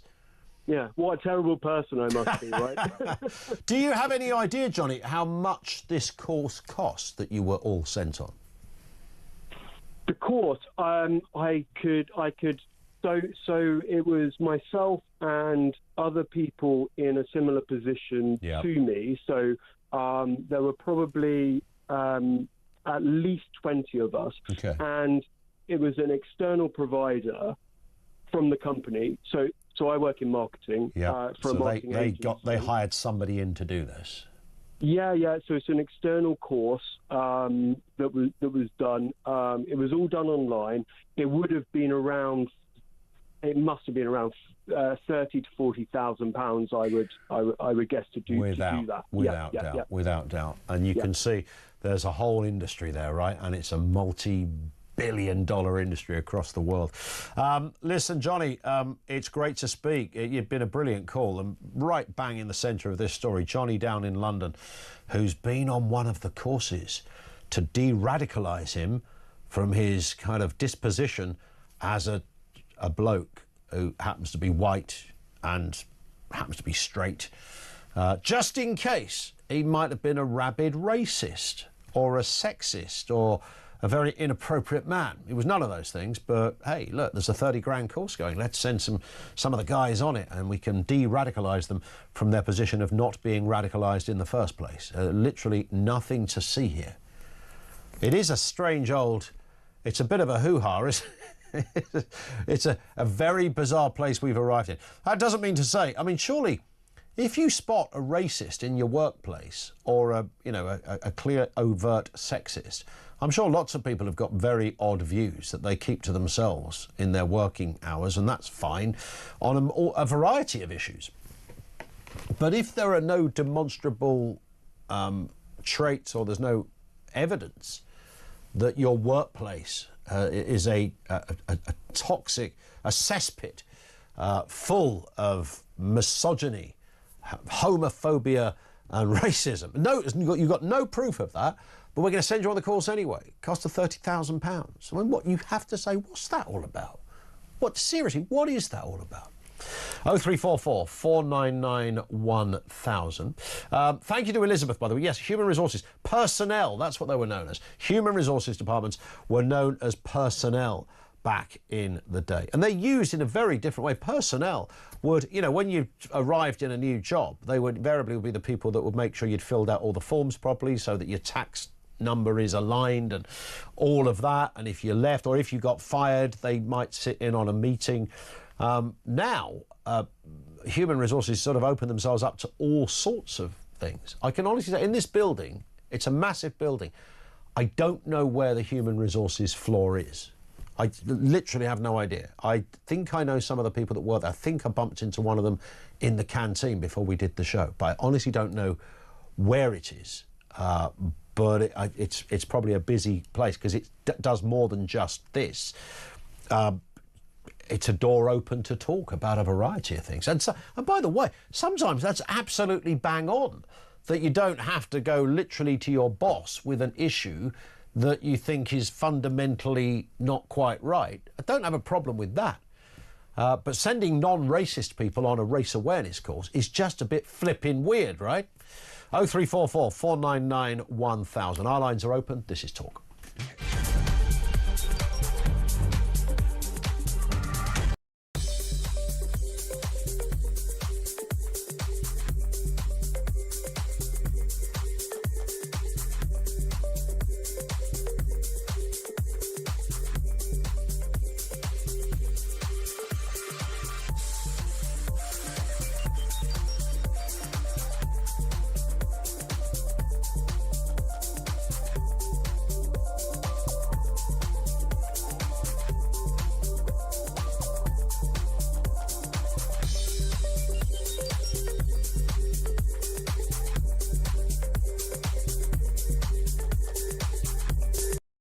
Aspirational, I suppose, rather than a prophecy. I'm not trying to say that I definitely know for sure. I'm suggesting or making the argument that so many major things have happened that the woke movement as we've known it is coming to an end. There's too many things. There's the Supreme Court ruling saying that biological sex in the Equality Act means biological sex. There's the Cass review, which led to the puberty blockers being banned. We've had DEI being stripped out of major corporations across the world. The election of Trump and him saying, you know, with these executive orders regarding men, no more men in women's prisons, no more men in women's sports. Across the UK, on DAB+, on your smart speaker, on your smart TV, and on your side. This is Talk. Don't forget, of course, Peter Cardwell, isn't it? Peter Cardwell on Drive In for Jeremy Kyle. He'll pop in just a bit. And, of course, more on what's been happening in Liverpool. There was that press conference a little earlier. Merseyside police say a 53-year-old man has been arrested on suspicion of attempted murder, dangerous driving and drug driving after dozens, of course, as you will all now be sadly aware, were injured by a car at a parade in Liverpool, celebrating, of course, Liverpool's Premier League win. There's about 1 million people in the city centre. Incredible organisation behind it. 11 people remain in hospital. We understand they will be okay, which is the good bit of news from this horror. Assistant Chief Constable Jenny Sims told a press conference that a robust traffic plan was in place, which included the road closure of Water Street. That's where we're talking about here. She explained what they think happened. Have a listen. It is believed the driver of the Ford Galaxy car involved in this incident was able to follow an ambulance onto Water Street after the roadblock was temporarily lifted so that the ambulance crew could attend to a member of the public who was having a suspected heart attack. There was no intelligence to suggest an incident of this nature would take place, and as we've previously stated, the incident is not being treated as terrorism. An extensive investigation into the precise circumstances of the incident is ongoing, and we continue to ask people not to speculate on the circumstances surrounding the incident and refrain from sharing distressing content online. And of course, just to follow on from that, the person arrested has not yet been charged with anything, but I would imagine that probably within the next day or so, that person will either be charged or released. We will find out more. And of course, bring it to you first. I'm sure Peter Cardwell on Drive will be right across any developments on this horrific story. Back to your calls. We began with the question, do you trust Reform UK to keep their words? After that big conference from Nigel Farage this morning, big announcements there, his direction of travel very firmly parking his tanks, not on the Tory lawns. I think that box is ticked as far as Reform are concerned. They won't take their eye off that ball, but on Labour's lawns. Shirley is in the Cotswolds on Reform. What have you got for us, Shirley? Good afternoon. Good afternoon, Ian. I've got a something great to tell you, and it's a good day to tell you about Reform. My husband and I flew from Edinburgh to Birmingham on Sunday evening. Very briefly, the flight had been delayed by about 45 minutes. We landed into Birmingham, and then the captain told us that it was going to be a bit of a wait for buses to take us back over to the terminal because we'd hit rush hour. This is 9:15 at night, so I'm not sure why it was rush hour. Yeah. Anyway, we were all by this time standing up. Everybody had got their bags out of the overhead lockers, and somebody said, kicked off about how this country is a joke. Nothing ever works. Airports, all the airports in the UK, it's like landing into a third world country. You go into the terminal and walkways are not switched on, escalators don't work, blah, blah, blah. So people were kind of listening because we were all standing up and turning around and looking at and listening to the conversations. And then this lady decided to say, up Reform, it's time we had Reform in. And then it really kicked off because the conversation about how bad the country is filtered down the cabin, and everyone seemed to join in. There was a couple of rolling eyes when Nigel Farage's name was mentioned. But in general, wow. And I suppose given we were in an internal flight, anyone from other countries were a bit outnumbered. So we really could go for it, although you have to be aware that not everybody is a Nigel Farage supporter. True. But there was a couple of people who didn't care, and they really were going for it about immigration. Hotels where they live are full of immigrants. And it was, I flew for an airline as cabin crew for 35 years. And I've never seen anything like it. There should be a documentary on this, shouldn't there? The sort of unusual places to have a massive discussion and a debate on the issues of the day on an aeroplane while you're waiting to dock, whatever the phrase is, so you can all get off the plane. So the passengers had a kind of a spontaneous debate and discussion on the big issues. I love it. Was there did anybody appoint themselves chairman, Shirley, and Yeah, a very, very well-dressed lady who I'd been eyeing up during the flight because I loved what she was wearing, and she was so well turned out. She turned out to be the mouthpiece. She wasn't holding back at all, and it actually carried on onto the coach, the bus that took us back to the terminal. My husband thought it was hilarious because the tide's turned anyway. It's a very good point. Yeah, the tide has indeed turned. Shirley, you get the last word because we've got a dash, but thank you for that. What a fascinating story. It shows you sort of the depth of feeling of how people feel about the country when you have to have a huge discussion. I don't know if you heard that, Peter Cardwell, but a debate broke out on an aeroplane when they landed. Mm-hmm. They were waiting to dock, or whatever the term is, by the terminal. And while they were waiting, they decided to discuss the state of the country. Wow. And all the passengers joined in, and then somebody shouts Reform, and then somebody else says, yeah, well, we've got a problem here and a problem there, and stuff doesn't... Well, I love it. People care. Emotions are running high. Yes. And, I love you when wouldn't want to have it in the air, would you? No, just you wouldn't. Just in case it went a little bit too salty. Well, exactly. Somebody threw a gin and tonic in your face or something. Yes, no, I think it's great when people care about the country, want to have opinions, want to have thoughts about it, want to speak to people in a respectful way about it. it. That's what we do in this station all the time. Loads to discuss today. We'll obviously be talking about Liverpool and getting the latest there, including looking back on the press conference there a few moments ago. Farage saying Starmer's terrified of reform and the Tories are dying. Tory MPs telling Boris Johnson, we don't want you back. And Ian, one thing I'm very worried about when catering for the apocalypse, we cannot forget vegans. That is a major thing. We've got ministers have been urged not to forget vegans when it comes to, if you're in your nuclear bunker, make sure all dietary requirements are catered for. Wouldn't everybody, if you were in that bunker, would just say, if you said there's a steak, they go, you're all right, wouldn't they? I think if you're hungry enough, would you be that discerning if you thought the end of the world was upon you? I don't think so. And also, cockroaches look, which can obviously survive a nuclear attack, look pretty appetising if you're in the bunker. But I mean, so few of us would be in the bunker in the event of a nuclear attack. Would the cockroach look appetising? I think it probably would. If it was southern fried, maybe. Maybe. Did you see KFC are opening 500 or refurbishing 500 stores over the next 10 years? Really? This is the biggest piece of news since I've been a broadcaster. The Colonel should be promoted. The Colonel, his parlours are simply, his parlours of beautiful chicken are expanding. That's finger looking good.